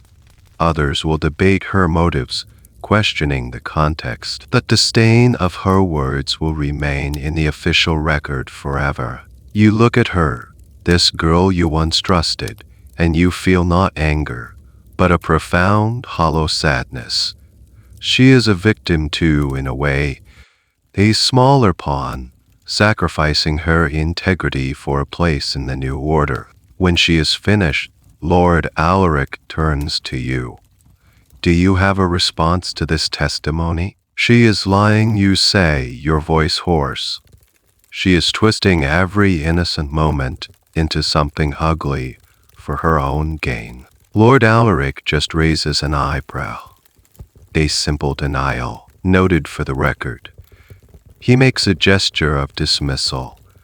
Catherine curtsies and walks out of the room, still refusing to meet your eyes. They bring in another witness, a stable boy, his face slick with sweat. He has clearly been coached and probably bribed or threatened. He mumbles a story about Sir Robert visiting the royal mews late at night, asking which of the Queen's horses was the swiftest as if planning a journey. Then another, a laundress who claims a handkerchief, embroidered with a small, barely visible R, was found among your personal linens. A complete fabrication, but impossible to disprove. It is an avalanche of small, carefully crafted lies. Each one on its own might be questionable, but together they create a powerful and false reality. They are building a case against you not with evidence, but with narrative. Your counsel, Master Fitzwilliam, makes a few feeble objections about hearsay and lack of proof, but he is waved away by Lord Alaric. The rules of evidence are whatever the council decides they are. You sit there listening as the life you lived is dismantled and reassembled into a monstrous fiction by people you knew, people you trusted. You are being erased, and a stranger, a guilty stranger, is being drawn in your place. The testimony of the betrayer is the most painful cut yet, because it is not delivered by an enemy, but by someone you once called a friend. The parade of manufactured testimony is devastating, but it is the news that follows that truly breaks the foundations of your resolve. After the hearing, as you are being led back to your chambers, your lawyer, Master Fitzwilliam, manages to fall into step beside you for a moment, out of earshot of the guards. His face is ashen. His usual worried expression deepened into one of genuine distress. "My lady," he whispers, his voice rushed, "there is something you must know. The tower, they have broken him completely. You know who he means, Sir Robert." This morning, Fitzwilliam continues, his eyes darting nervously down the corridor, Sir Robert was brought before the council again. He added to his confession. You stop walking, turning to face him. Added to it, what more could he possibly say? Fitzwilliam swallows hard. It's not just the adultery he has confessed to now. It's more, much more. He has confessed to a plot.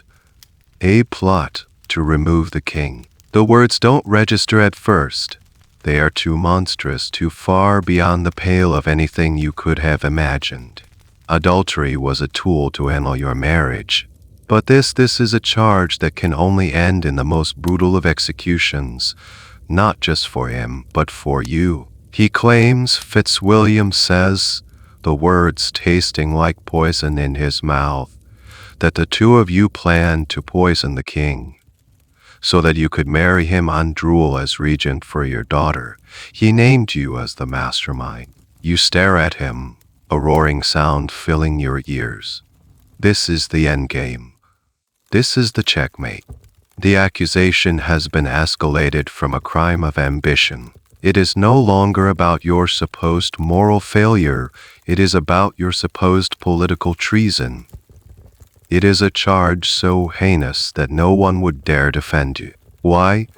You managed to whisper.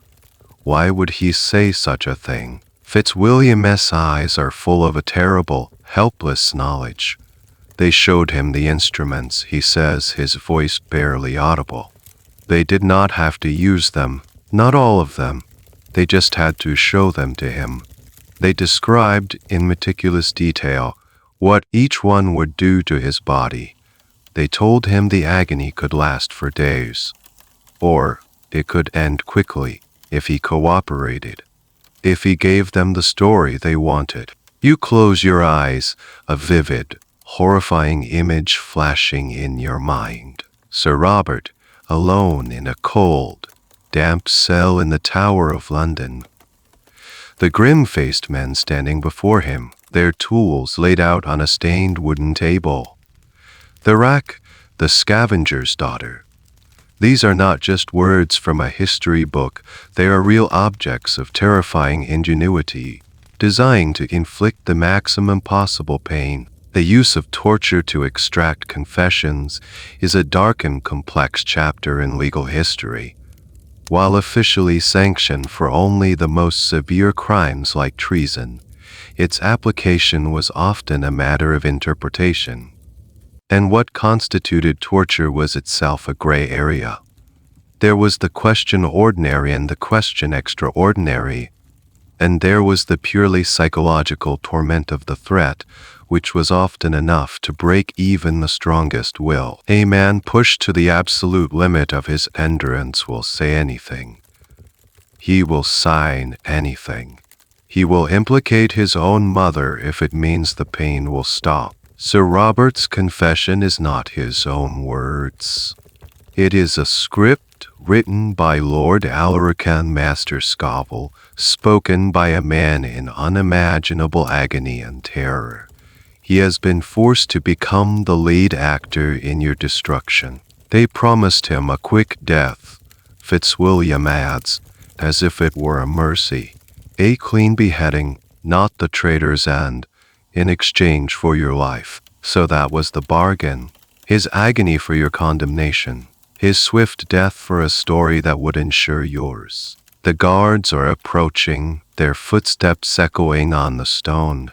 Fitzwilliam gives you a last, desperate look. "Forgive me, my lady," he murmurs before hurrying away. You are led back to your room. The door is locked, but the space no longer feels like a sanctuary of silence. It echoes with the imagined sounds of the dungeon.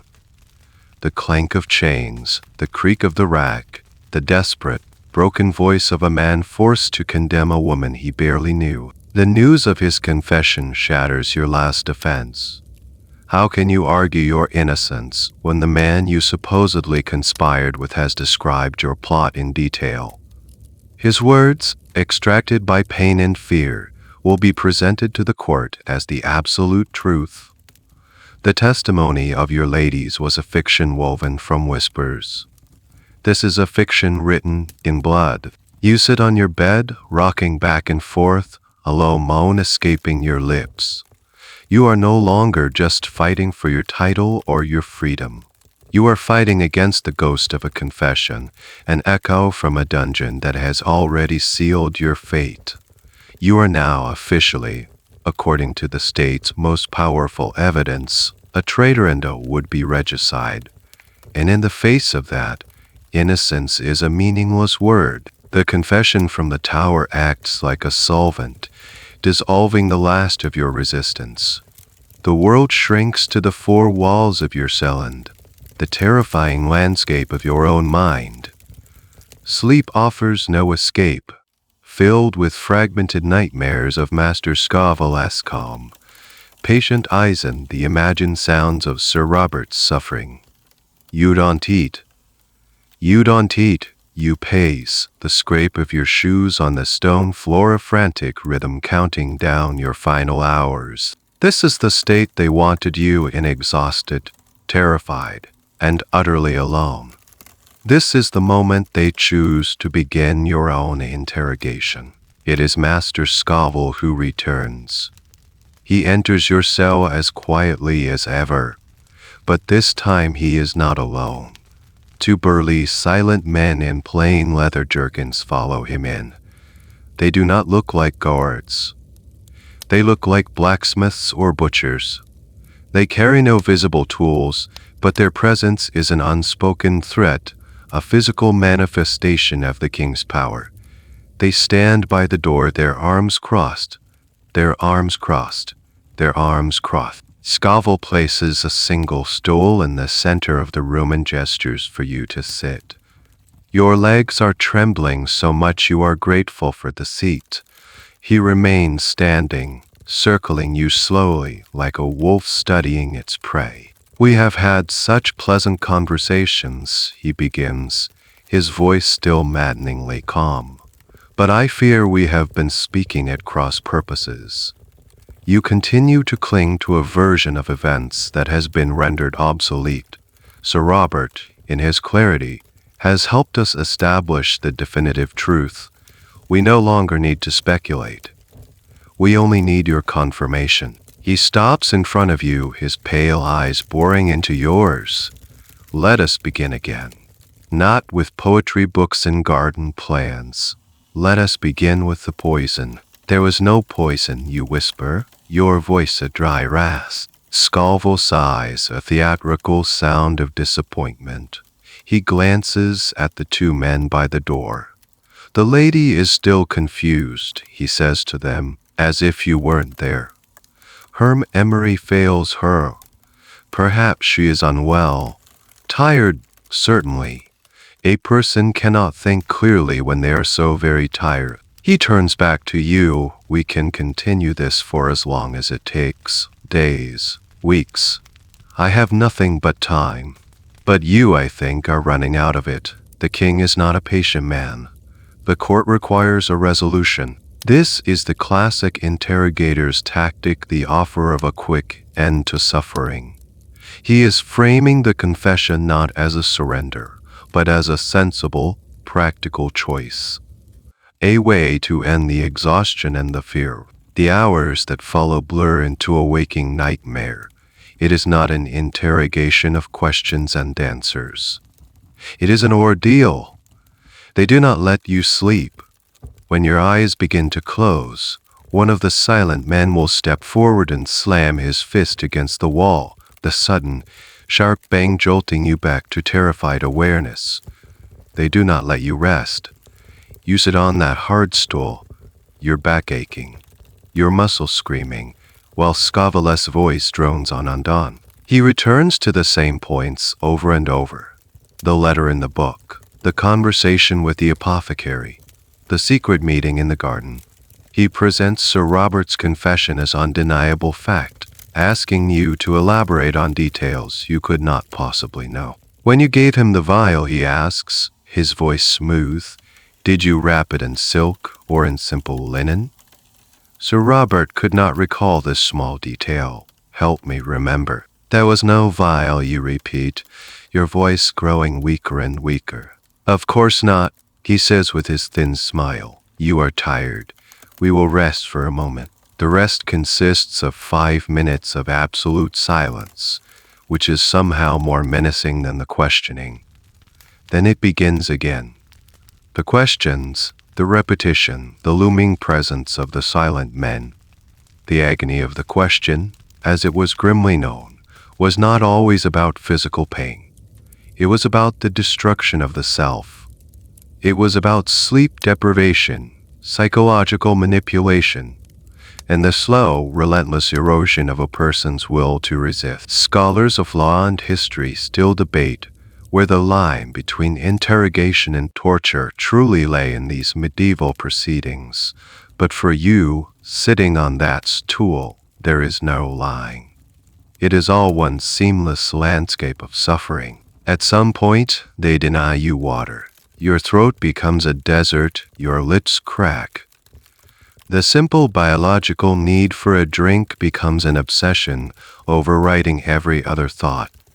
Scavel places a pitcher of cool water on the table, just out of your reach. Just a word, he says softly. Just one small confirmation, and you can drink all you want. Just tell me where you hid the rest of the poison. It is a simple matter of procedure. We must ensure it does not fall into the wrong hands. You stare at the pitcher, the condensation beating on its sides. Your mind is a fog of exhaustion and thirst. The words he wants you to say are a key to unlock that pitcher, to end this torment. It seems like such a small price to pay. Tears stream down your face, not of sorrow, but of sheer animal desperation. You are losing. The carefully constructed fortress of your identity, queen, wife, mother, innocent woman, is crumbling under the relentless assault. You are becoming a creature of pure need, a being that craves only sleep and water and an end to the sound of Scavel's voice. This is how they do it. This is how they get the confessions that fill the records of the state. Not always with fire and iron, but with patience and cruelty. They are not breaking your body. They are unmaking your mind. And as the gray light of another dawn filters through the barred window, you are no longer sure how much longer you can hold on to a truth that no one else in the world is willing to believe. You don't know how long it has been, 2 days, 3. Time has dissolved into a continuous, gray fog of exhaustion, thirst, and fear. The world has shrunk to the 4 walls of this room, the hard edges of the stool beneath you, and the relentless, patient presence of Master Scavel. Your mind is no longer a fortress, it's a ruin, and his questions are the wind whistling through the cracks. You have reached the end of your endurance. Your body slumps on the stool, your head lolling to one side. You are barely conscious, drifting in a hazy state between waking and fainting. This is the moment Scoville has been waiting for. The moment of maximum vulnerability. He dismisses the two silent men with a nod. He pours a cup of water from the pitcher on the table and holds it to your lips. The cool liquid is the most exquisite sensation you have ever felt. It's a calculated act of kindness, a moment of relief designed to make you receptive, to make you grateful. You have fought well, he says, his voice softer now, almost gentle. You have shown great strength. But the fight is over. It is time to rest. He helps you from the stool and guides you to the chair by the table. Your legs can barely support you. He sits opposite you. He doesn't ask any more questions about poison or plots. The time for that is past. He slides a single sheet of parchment across the table. It is covered in neat, elegant script. At the bottom is a space waiting for a signature. This is your confession, he says simply. I have taken the liberty of drafting it for you, to save you the trouble. It incorporates your own testimony, clarified by the statements of Sir Robert and the other witnesses. It is a full and accurate account. Your eyes struggle to focus on the words. You can make out phrases. Deep and sincere remorse for my grievous sins. Led astray by vanity and foolish passion. Conspired against the life of my husband and king. Beg for God's mercy, as I deserve none from man. It is a document of utter self-annihilation, a legal and spiritual suicide note. It is the story they have wanted all along, now written down, waiting only for your signature to make it true. This is not my story, you whisper, your voice a fragile thread. These are not my words. The words are a formality, Scoville says dismissively. The sentiment is what matters. This, he taps the parchment, is an act of contrition. It is the only path left to you that offers any hope of a dignified end, a path to saving your soul, if not your body. He is offering you a deal, the same one the lawyer hinted at, but in a more brutal, final form. Defy them, maintain your innocence, and you will be condemned as a defiant, unrepentant traitor. The execution will be slow and agonizing, the traitor's death, designed to make a terrible example. Your daughter will be declared illegitimate. Your name will be cursed for all time. Or you can sign. Sign this, Scoville says, his voice a low, persuasive hum, and you cast yourself upon the mercy of the King and of God. You admit your weakness, your sinfulness. A repentant sinner can be shown mercy. The King is a pious man. He may be moved by such a display of humility. Perhaps a clean death. Perhaps a life of prayer in a quiet abbey. It is a chance. It is a chance. It is the only chance. He places a quill pen and a small pot of ink on the table. The pen is a beautiful thing, a white feather from a swan.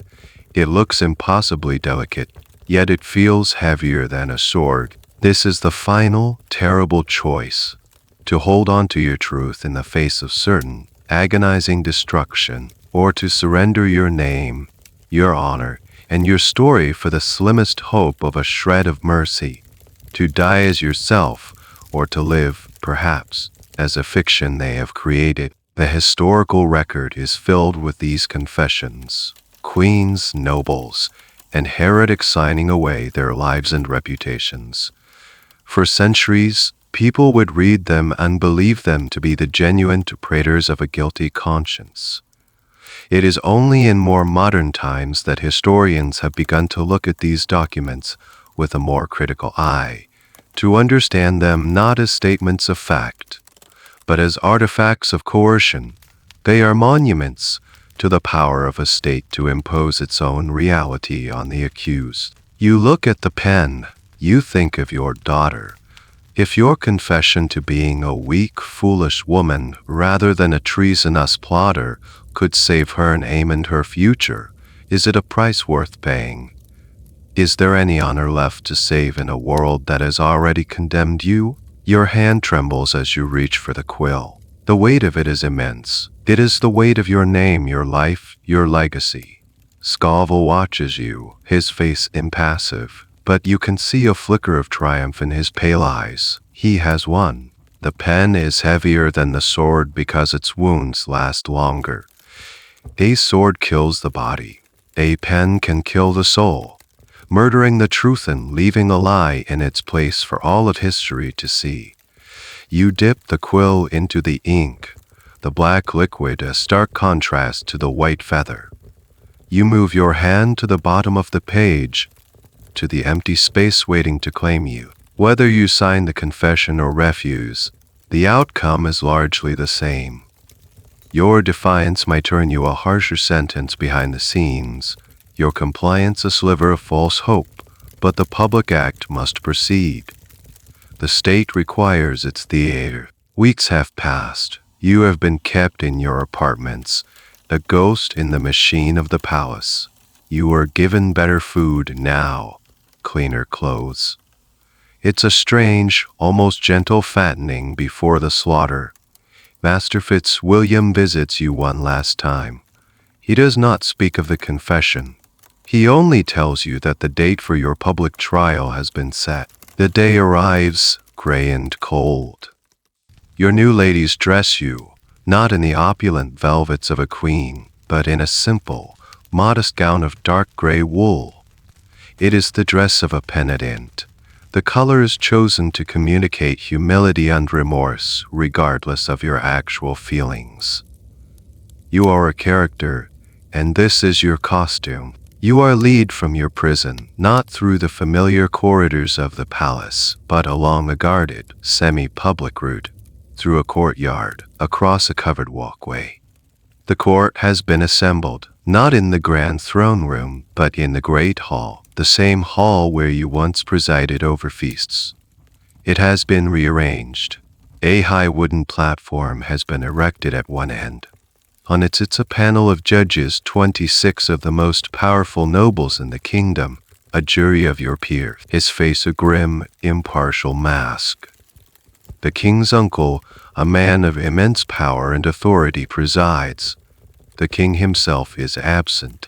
The hall is packed with spectators. Every noble, every courtier, every knight who could secure a place is here. They are crammed into the galleries, standing along the walls, their eyes hungry for the drama. This is the greatest show the kingdom has seen in a generation. You are led to a small, raised dock, a wooden pen that separates you from everyone else. You are alone on display. A sergeant at arms, his voice booming, reads the charges aloud. The list is long and damning. High treason, adultery, conspiracy to murder the king. The words, which once had the power to shock you, now sound like a dull, familiar drone. The prosecution begins. It is a carefully orchestrated performance. Witnesses are brought forward to repeat the testimony you have already heard. Lady Catherine, her voice trembling with practiced sincerity, tells her story of the secret meeting in the garden. The stable boy mumbles his tale of the swift horse. The laundress presents the evidence of the embroidered handkerchief. And then the prosecution's final, irrefutable proof is read aloud by a clerk. Sir Robert's full confession. The clerk's voice is monotone, but the words are lurid, filled with details of secret veils and poisoned cups. He then reads your own confession, if you signed it, or a statement of your defiant silence, which is presented as proof of a hardened, unrepentant heart. Either way, the narrative is seamless. When the prosecution rests, the presiding lord turns to you. You have heard the charges and the evidence against you. Do you wish to speak in your defense? This is your moment. Your one, fleeting chance to address the world. But what can you say? You look at the faces of the judges.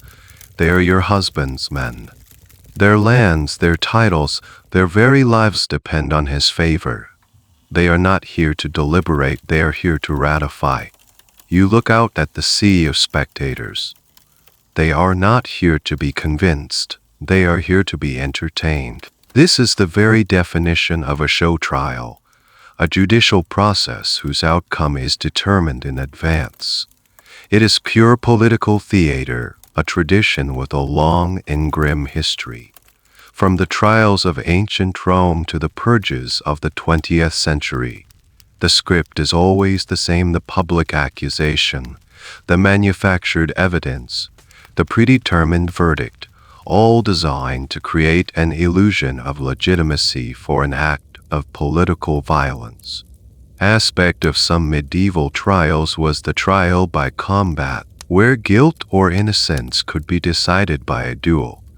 It seems barbaric to a modern mind, but in some ways, was it any more arbitrary than this theater of lies? You open your mouth. Your voice, when it comes, is surprisingly steady. You do not plead. You do not weep. You simply state your truth. My lords, you say, your voice carrying across the silent hall. I stand before you as the queen of this realm, and I say to you that I am innocent of these terrible charges. I have always been a faithful wife to the king and a loyal servant to this kingdom. I am the victim of a conspiracy by those who wish to see me destroyed for their own ambition.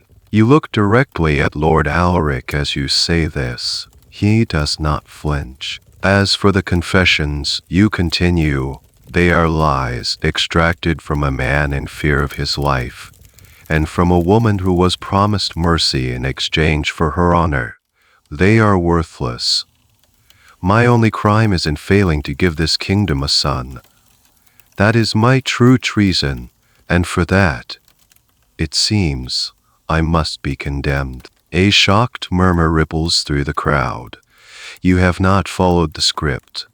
You have not played the part of the penitent. You have, in your final public act, spoken the truth. The presiding lord bangs his gavel. We have heard your statement, he says, his voice cold.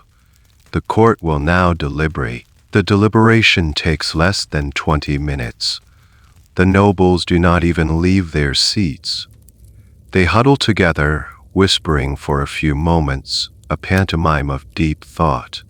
Then they fall silent. The presiding lord stands. The entire hall holds its breath. You look at him, and you already know. The verdict was never in doubt. It was written the day the king first looked at you with cold eyes. It was written the day Lord Alaric saw his opportunity. It was written in the ink of Sir Robert's forced confession. The trial was just the public reading of a sentence decided long ago. The presiding lord, the king's own uncle, stands, the heavy gold chain of his office resting on his shoulders. The hall is so quiet you can hear the faint sputter of a torch on the far wall. He holds a scroll in his hand. He does not look at you. He looks out over the heads of the assembled court, as if addressing history itself. This court of peers, he begins, his voice slow and heavy. Having heard the evidence presented, and having given due consideration to the testimony offered, has reached a unanimous verdict. Unanimous, of course. Not a single one of them would dare to break rank. To do so would be to sign their own death warrant, to mark themselves as an ally of a condemned traitor. Their unity is a performance of loyalty to the king. He unrolls the scroll. On the charge of high treason committed through adultery and thereby threatening the royal succession, how do you find the accused? He pauses, and a ripple of movement goes through the panel of judges as they stand in unison. A designated spokesman, a grim-faced old duke, speaks the word into the silence. Guilty. The word is a physical blow. It hits you in the chest, stealing your breath. It is not a surprise, yet hearing it spoken aloud in this place, with this finality, is a unique kind of agony. The presiding lord continues, his voice a relentless, monotonous drone. On the charge of conspiracy to commit murder against the person of the king. How do you find the accused? Again, the grim chorus from the judges, guilty. One by one he goes through the articles of accusation. And one by one the same verdict is delivered, a hammer blow striking again and again, nailing your coffin shut. Guilty, guilty. The spectators watch, their faces a mixture of awe and fear. They are witnessing the awesome, terrible power of the state in action. The power to define truth, to create guilt, and to extinguish a life. When the last charge has been answered, the presiding lord rolls up the scroll. He turns his gaze for the first time directly to you. His eyes are not cruel. They are merely empty, devoid of any emotion. He is an instrument of the law, a vessel for the king's will. You have been found guilty of high treason by a court of your noble peers, he declares. By the laws of this kingdom, the sentence for such crimes is absolute. It is the judgment of this court that you shall be taken from this place to the tower, there to be held until the day of your execution. On that day, you shall be put to death in a manner chosen by His Majesty the King. The sentence hangs in the air, its meaning both clear and terribly vague. In a manner chosen by His Majesty. This is a crucial and often overlooked part of the process. The king retained the power to show a final, small mercy in the method of death. The standard execution for a female traitor was to be burned at the stake. It was an agonizing, terrifying end designed for maximum public spectacle and horror. But the king could, as an act of grace, commute the sentence to beheading. It was still a brutal end, but it was swift. Your final moments now rested on the whim of the man who had orchestrated your destruction. Furthermore, the presiding lord continues, his voice unwavering. It is the judgment of this court that all your titles, lands, and properties are hereby forfeit to the crown. Your name shall be struck from all official records of the royal house. The marriage between you and the king is declared null and void as if it never took place. This is the final erasure, not just your life but your history. They are unwriting you. The marriage contract, the treaty between two nations, your years as queen, all of it gone. And with it, your daughter's legitimacy. In the eyes of the law, you are never here. You feel a strange, cold calm settle over you. The worst has happened. The verdict has been delivered. The long, agonizing suspense is over. There is nothing left to fear, nothing left to hope for. There is only the end. The guards step forward to lead you from the dock. As you are led away, the silence in the hall finally breaks. The courtiers begin to murmur, to whisper, their voices rising as they dissect the drama they have just witnessed. They are already moving on, adjusting to the new reality. Your fall is now a historical fact, a closed chapter. They are turning their faces towards the rising sun of the king's new favor, towards Lady Eleanor and the faction that has won the day. You do not look back. You walk with your head held high, your back straight. It is the last performance you can give. You are no longer the queen. You are a condemned woman. But you will walk to your death with the posture of the queen you once were. The verdict was never in doubt, but in your final moments in that hall, you found a small, defiant piece of yourself that they could not touch. They could take your life and your name, but they could not take your last, quiet act of dignity. The journey from the great hall to the tower is short, but it is a journey between worlds. You are placed in a closed carriage, the windows covered, but you can hear the sounds of the city outside, the rumble of cart wheels, the shouts of merchants, the distant laughter of children. It is the sound of a world that is moving on without you. The Tower of London is not just one tower, it is a sprawling complex of walls, buildings, and courtyards on the bank of the river. It is a fortress, a palace, and, most famously, a prison. To be sent to the tower was a phrase that struck fear into the hearts of the most powerful people in England. It was the final destination for those who had flown too close to the sun. You are not taken to the grim, subterranean dungeons you imagined. High-status prisoners were often afforded a degree of comfort. You are led to a suite of rooms in the upper part of one of the towers. They are small and sparsely furnished, but clean. There is a bed, a table, and a single window. This window, unlike the one in your palace prison, is not barred with an iron lattice.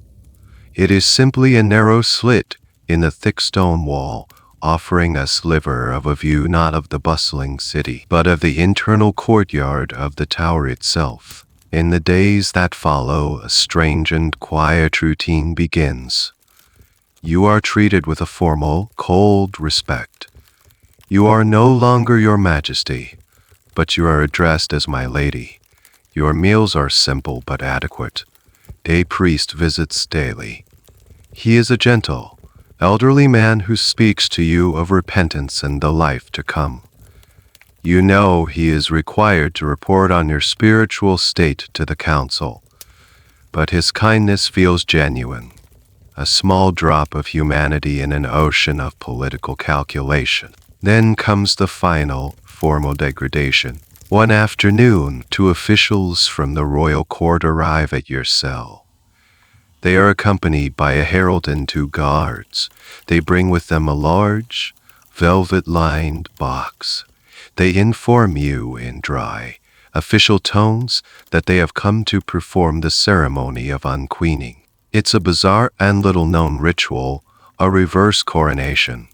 Its purpose was to ceremonially and symbolically strip a person of their noble rank before execution.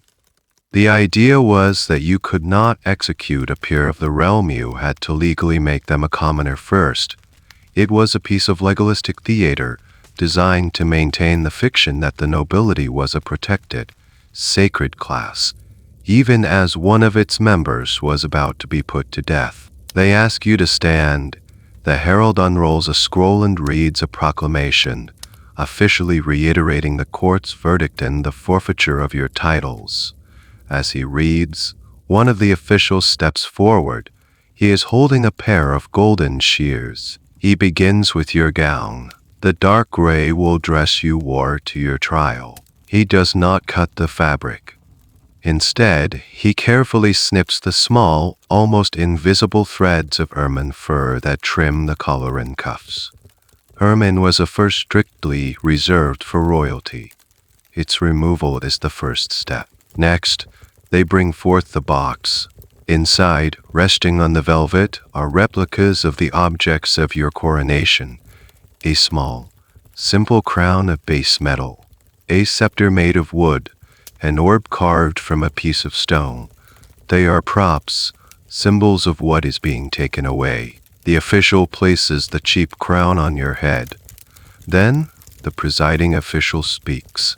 By the power invested in me by the king, I hereby declare all oaths of fealty and service made to you to be null and void. He then takes the crown from your head and breaks it over his knee. The soft metal bends and snaps with a pathetic sound. He places the wooden scepter in your hand. I declare all grants of land, title, and privilege bestowed upon you to be revoked and returned to the crown. He takes the scepter and breaks it as well. Finally, the stone orb. I declare your blood to be attainted, he says, the old legal term for corrupting the bloodline. You are no longer of the nobility. You are returned to the common state from which all men are born. He lets the stone orb fall to the floor, where it lands with a heavy, dull thud. The ceremony is complete. You stand there in your slightly altered dress, a commoner in the eyes of the law. It's a moment of profound, almost surreal humiliation. You have been unmade, piece by piece, symbol by symbol. The final act is the removal of your wedding ring. You had been allowed to keep it until now. An official steps forward and holds out his hand. You look down at the simple gold band on your finger. It feels like a lifetime ago that a young, hopeful king placed it there. It was a symbol of a treaty, a promise of a shared future. Now, it is the last link to a life that has been legally erased. Slowly, you work the ring off your finger. It has been there for so long. It leaves a pale, indented line on your skin. You drop it into the official's waiting palm. He closes his hand around it and turns to leave. They file out of your cell, taking their props and their proclamations with them. You are left alone, standing in the middle of the room. You look down at your hands, at the pale mark on your finger where the ring used to be. The undressing is complete. You are no longer a queen, no longer a queen, no longer a noble, no longer a wife. You are just a woman, waiting to die. The silence that follows of absolute emptiness, in the quiet emptiness of your cell with nothing left to lose, a final, desperate act of defiance begins to form in your mind. They have taken your crown, your name, and your future, but they have not yet taken your voice. You will not let them write the last chapter of your story without adding a footnote of your own. You will write a letter. This is a dangerous, almost impossible undertaking. You are watched constantly. You have no ink, no quill, no paper. To be caught would mean severe punishment, a harsher confinement, the removal of the few small comforts you have left. But the need to speak, to leave some record of your truth, becomes an all-consuming fire. Your chance comes in the form of the elderly priest who visits you. He is a kind man, his piety seemingly unburdened by political ambition. He sees not a traitor, but a soul in distress. He often brings you a small devotional book to read, a collection of psalms or the lives of the saints. You begin to formulate a plan. You need a writing instrument and something to write on. For the first, you look to the hearth. When the guards bring your meal, a small fire is sometimes lit to ward off the damp chill of the stone room. After it burns down, you carefully, painfully retrieve a small, sharp-edged piece of charcoal from the cold ashes, wrapping it in a scrap of linen from your sleeve and hiding it in a crack in the floorboards. For paper, you turn to the book the priest has lent you. It is a beautiful object, its pages made of fine, smooth vellum. The thought of defacing such a holy book gives you a pang of guilt, but your need is greater. The book has several blank pages at the end, fly leaves left by the binder. This is a common feature in hand-made books of the era, a detail that historians and book collectors love. To you, it is a godsend. One night, when the guards have changed and the tower has settled into a deep, quiet stillness, you begin. You work by the faint light of a single candle, your body angled to shield what you are doing from the spy hole in the door. Your heart pounds with a mixture of fear and fierce determination. You retrieve the charcoal shard. Its sharp edge is clumsy. The marks it makes are faint and gray, but it is enough. You smooth out the vellum flyleaf, and you begin to write. But who do you write to? Your husband, the king. He would tear it up without reading. The council, they would use it as further evidence against you. No.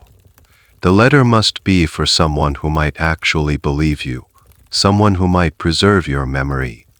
You decide to write to your daughter. She is too young to understand it now, but one day she might. Or perhaps you write to your brother, the king of your homeland, a desperate plea for him to remember you not as a traitor, but as his sister. The historical record is often silent on these final, secret acts, leaving us to guess at the intended recipient of such a dangerous message. You do not write of the plot or the trial. You do not try to refute the charges. It is too late for that. Instead, you write of your love. You tell your daughter of your hopes for her future. You remind your brother of a shared childhood memory, a small, personal detail that only he would know, a proof of your identity beyond the titles and accusations. Remember me, not as the world will paint me. You write, your hand shaking, the charcoal scratching softly on the vellum. Remember me as the mother who sang you to sleep, as the sister who raced you through the palace gardens. I am innocent of all the great crimes they have laid at my door.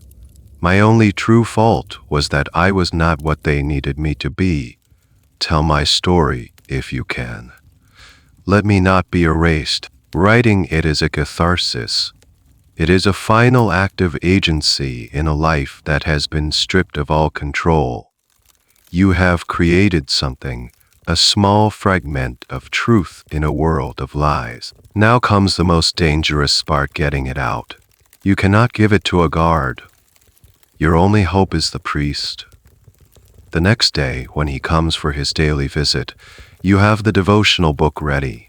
You speak to him of faith, of forgiveness, of your preparations to meet your Maker. You thank him for the comfort the book has brought you. Will you take it back now, Father? You ask, your voice calm, your hand steady.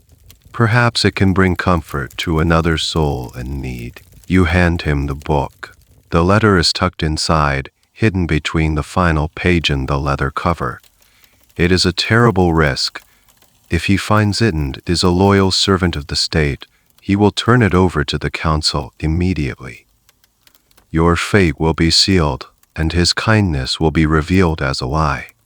But if he is what he appears to be, a man of God who pities you, he might just do nothing.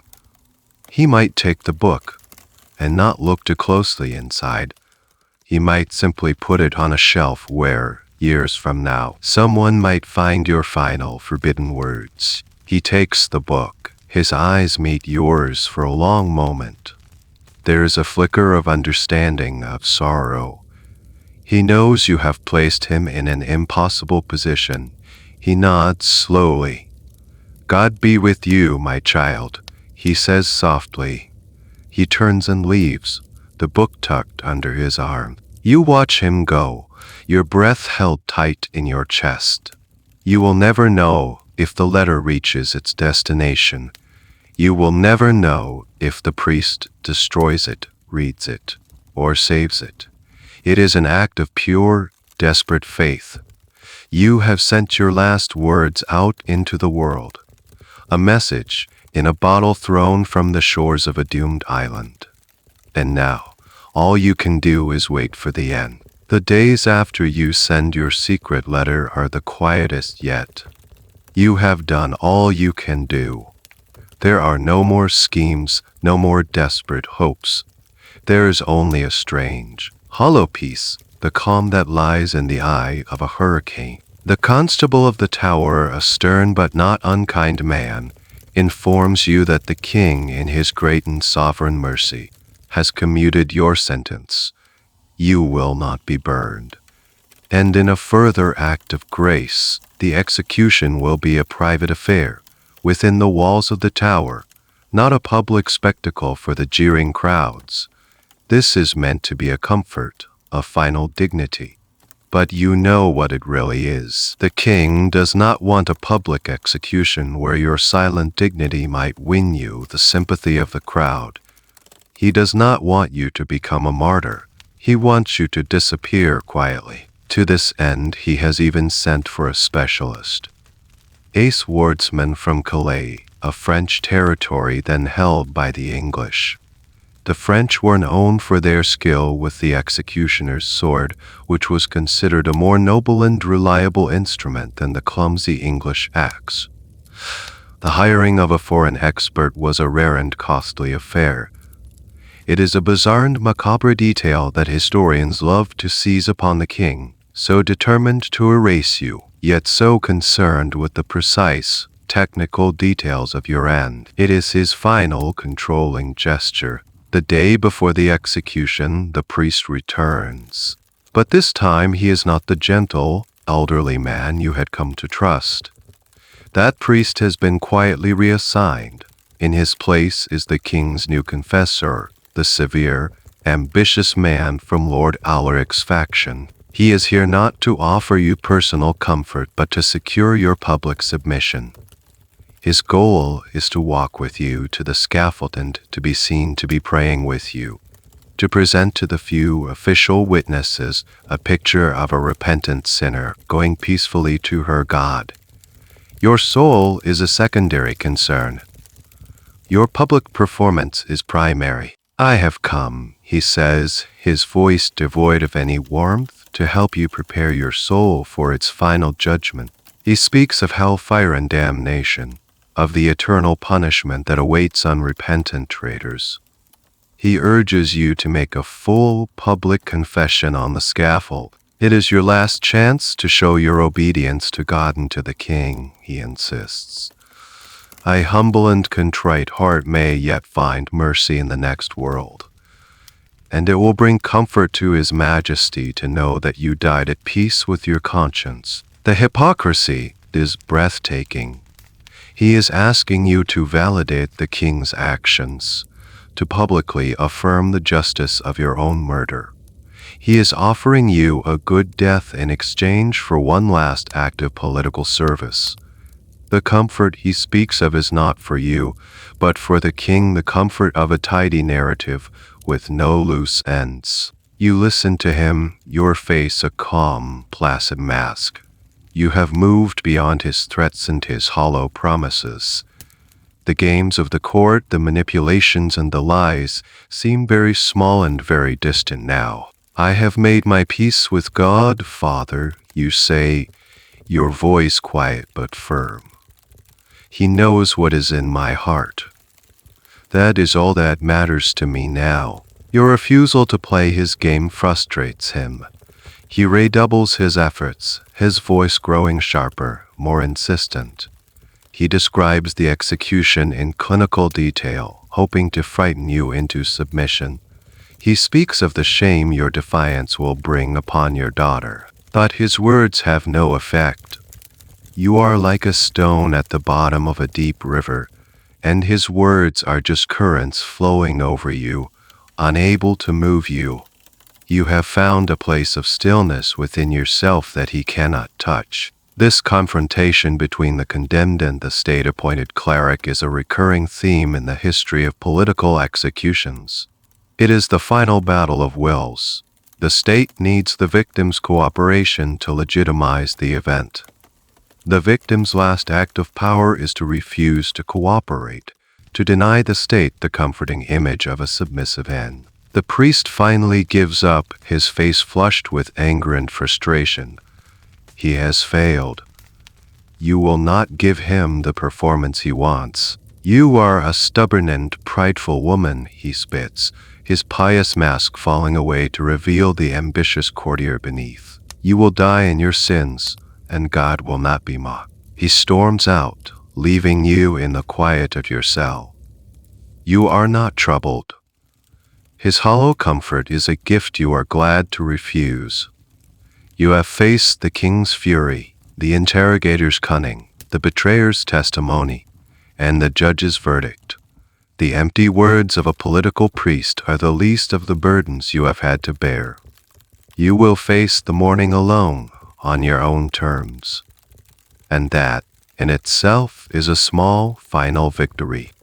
The final dawn breaks, a thin, gray line of light against the eastern sky. You have not slept.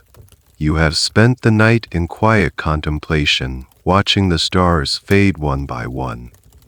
There is no fear left, only a strange, crystalline clarity. The door to your cell opens. It is not the priest or the guards. It is to women. They are not your former ladies, nor are they the hostile wardens who watched over you. They are strangers, older women with somber, respectful faces. They are the attendants from the tower's household staff, sent to help you prepare. One of them is carrying a simple wooden chest. She places it on the floor and opens it. Inside are 2 dresses. The constable of the tower has sent these, she says softly. He says you may choose which you wish to wear. It is the last small human courtesy you will be granted. The final, strange dignity of choosing what to wear to your own death. You look at the 2 garments. One is the dark gray wool of a penitent, the dress you wore to your trial. It is a symbol of submission, the costume the state has assigned to you. The other is a surprise.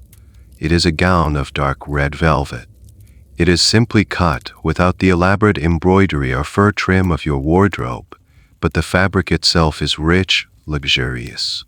Red, the color of passion, the color of sin, the color of sin, the color of sin, the color the prosecution would have assigned to you. But it is also the color of blood, the blood of martyrs, the liturgical color for saints who were executed for their faith. The choice is a statement. To wear the gray is to accept their narrative, to die as the repentant sinner. To wear the reed is a final, unspoken act of defiance. It is to clothe yourself in the color of martyrdom, to posthumously declare your own innocence and sainthood. This choice of execution attire is a detail that has fascinated historians for centuries. What did Mary, Queen of Scots, mean by wearing crimson under her black outer gown? Why did Thomas More wear his finest robes to the scaffold? These were not idle choices. In a world where symbolism was a powerful language, the clothes worn to the scaffold were the final speech of the condemned. They were a message to the witnesses and to posterity. Some have argued these choices were pure defiance, while others suggest they were a way of identifying with the Passion of Christ, a final religious statement. The truth is likely a complex mixture of both. You reach out and touch the red velvet. It is soft and cool beneath your fingers. You will not die in the gray rags of their choosing. You will die in a color that speaks of a different kind of truth. This one, you say, your voice clear. The women help you dress. There is a quiet intimacy to the act. They are gentle, their hands moving with a practiced efficiency. They are not your jailers. They are simply women, performing a sad and necessary duty. They arrange your hair, not in an elaborate courtly style, but simply braiding it up away from your neck. The gesture is both practical and poignant. When you are dressed, one of the women hands you a small wooden cross. From the old priest, she whispers. He sends his prayer. You clasp the cross in your hands. It is a small, solid comfort. A link to the one man who showed you simple, human kindness in this place. You are ready. You look at your reflection in the polished surface of a pewter water pitcher. The woman who looks back at you is pale and thin, but her eyes are clear. The red dress is a stark, shocking statement against the gray stone of the cell. You look like a single, defiant flame burning in the darkness. The constable of the tower himself comes to fetch you. He is a tall, military man, his face weathered and grim. He bows his head to you, a gesture of respect he is not required to make. My lady, he says, his voice slow. It is time. You nod. You take a deep breath. You are not a queen. You are not a wife. You are not a prisoner. You are simply yourself, walking to meet your end. You have chosen your armor for this final battle. And as you step out of your cell and into the cool morning air of the tower courtyard, you are, for the one last time, in control. You step out of the shadowy doorway and into the gray light of morning. The air is cool and damp, carrying the faint, salty smell of the nearby river. The courtyard is not empty. A small crowd has been assembled. This is your audience for the final act. It is not the howling mob of a public execution. It is a carefully curated group of about 150 people. You see the members of the King's Council, including a grim-faced Lord Alaric. You see the Lord Mayor of London and other city officials. You see the nobles who sat in judgment of you. They are the official witnesses, the men who will sign the documents attesting to your death, ensuring the legal record is complete. Their presence is not for your sake, but for the state's. They are all dressed in black, their somber clothes a stark contrast to your defiant rid.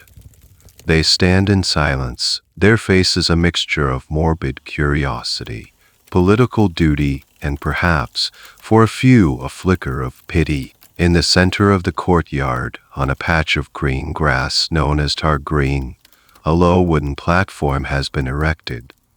It is draped in black cloth. On the platform, there is no chopping block, the traditional, crude instrument of the English executioner. Instead, there is a small, low cushion. This is the French style, a sign of the mercy being shown to you. Standing beside the platform is the swordsman from Calais. He is a large, muscular man, dressed not in a ghoulish black hood, but in simple, functional clothes. His face is impassive, professional. He leans on a long, two-handed sword, its blade glinting even in the weak morning light. He is not an agent of vengeance. He is a craftsman, here to do a job. You begin the long walk. The constable of the tower on one side, the king's ambitious new priest on the other. The priest murmurs prayers in your ear, but you do not hear him. You are focused on the platform, on the slow, deliberate act of walking towards it. Your footsteps on the gravel of the courtyard path seem impossibly loud in the profound silence. Every eye is on you. They are watching to see if you will weep, if you will stumble, if you will faint. They are watching for a sign of weakness, a crack in your composure. You give them nothing. You walk with your head held high, your back straight, your gaze fixed forward. This is your final performance, your last message to the world that has condemned you. You will not give them the satisfaction of your fear. This scaffold speech, or lack thereof, was a deeply significant part of the ritual of execution. Some condemned nobles used it to make a final, rousing speech, protesting their innocence or settling old scores. Others used it to deliver a pious sermon, cementing their legacy as a good Christian. Your choice, a dignified, powerful silence, is a performance in itself. It is a refusal to engage, a denial of their power over your spirit. Historians often debate the authenticity of reported scaffold speeches, as they were oft unwritten down later, sometimes embellished by chroniclers to fit a particular political narrative. Your silence, however, is unambiguous. You reach the foot of the platform. The two women who dressed you are waiting there. They are your ladies in waiting for this one final ceremony. They help you up the few shallow steps. You stand on the scaffold and look out, for the last time, at the faces of the men who have engineered your downfall. You scan the crowd, but you do not see the king. Of course not. He is miles away, in another palace, waiting for news that the deed is done. He does not have the courage to witness the final scene of the play he has written. You turn to the women. With quiet, gentle hands, they help you remove your outer gown, the red velvet. Underneath, you are wearing a simple linen shift, also red. The symbolism is complete. You will die robed in the color of martyrdom from inside and out. They blindfold you with a strip of soft cloth. The world goes dark. You are left with only the sounds, the shuffling feet of the crowd, the distant cry of a gull, the sound of your own breathing. The women guide you to your knees before the cushion. You can feel the cool, damp wood of the platform beneath your knees. You clutch the small wooden cross in your hand. Its rough edges a grounding reality in these last, unmoored moments. You take one last deep breath. You say a silent prayer, Not for your soul, you have already commended that to a higher court, but for your daughter. You hope she will be safe.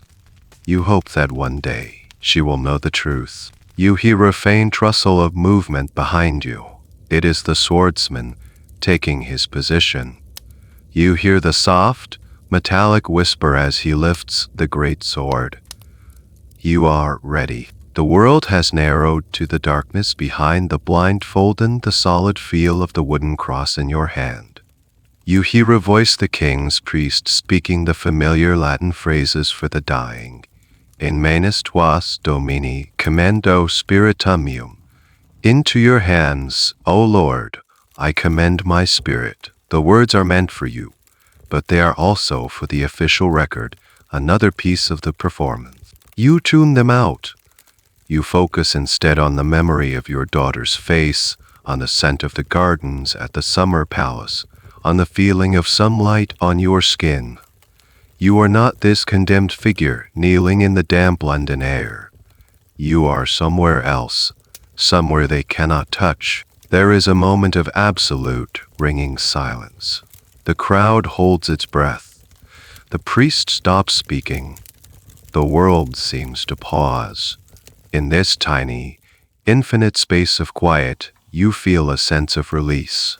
You have done everything you can. You have endured. You have resisted. You have sent your truth out into the world, a fragile, hopeful message. The rest is not up to you. The sound, when it comes, is not a loud crash, but a swift, clean shush, like the sound of wind rushing through a narrow space. It is the last thing you ever hear. And then, nothing. Silence. The swordsman, the expert from Calais, has done his work with grim efficiency. He steps back, his face impassive. The constable of the tower steps forward, looks down, and gives a single, sharp nod to the council members. The deed is done. The legal and political problem of the Queen has been solved. Lord Alaric watches, his expression unreadable. He has won. His faction is ascendant. His path to greater power is clear. He has climbed a ladder made of whispers, lies, and your life. He turns away, his mind already on the next move, the next alliance, the next alliance, the next consolidation of power. The witnesses begin to disperse, their voices low and murmuring. They have seen what they were required to see. They will now return to their lives, to the endless game of court politics, forever changed by what they have witnessed, but determined not to suffer the same fate. Your story will become a cautionary tale whispered in the corridors of power for generations to come. A lesson on the fragile king's suspicion and the terrible price of failing to produce a male heir. The two women, their faces streaked with tears, step forward. They gently cover your body with a white linen sheet. Later, you will be placed in a simple wooden coffin. Some say it was an old arrow chest, a final, petty indignity, and buried in an unmarked grave in the tower's chapel. You are erased, even in death. But are you? Years from now, a young woman, a queen in her own right, will come to the throne. Your daughter, she will be brilliant, powerful, and fiercely intelligent.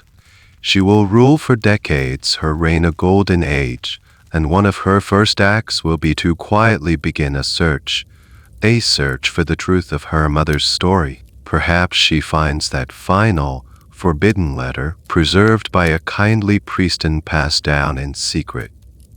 Perhaps she finds old court records and, with her sharp mind, reads between the lines, seeing the lies and the political machinations for what they were. The official story is that she never spoke of you, that she accepted her father's version of events. But many historians find this hard to believe.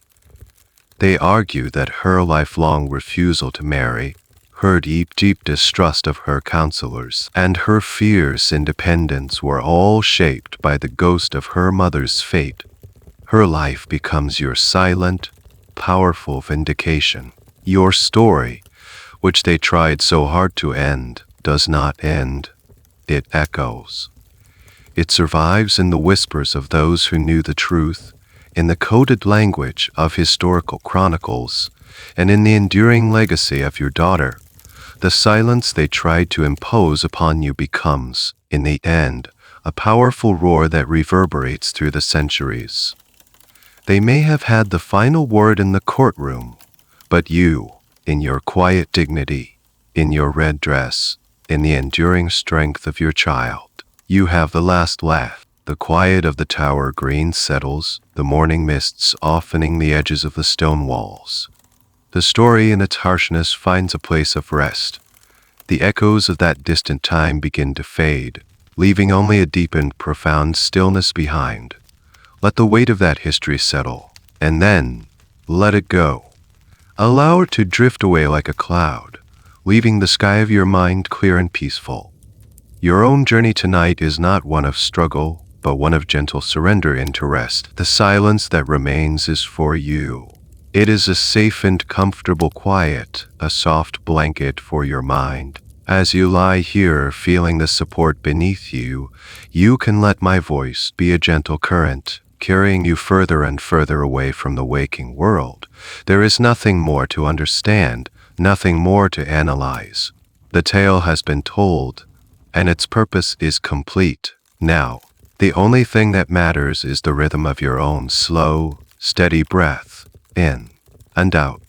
A peaceful, easy tide that pulls you gently towards the shores of sleep. The world of stories dissolves, and the world of dreams awaits. The final word has been whispered. If your mind is still gently stirring, you're welcome to drift into another of my stories. If not, I wish you a deep and peaceful slumber. Good night.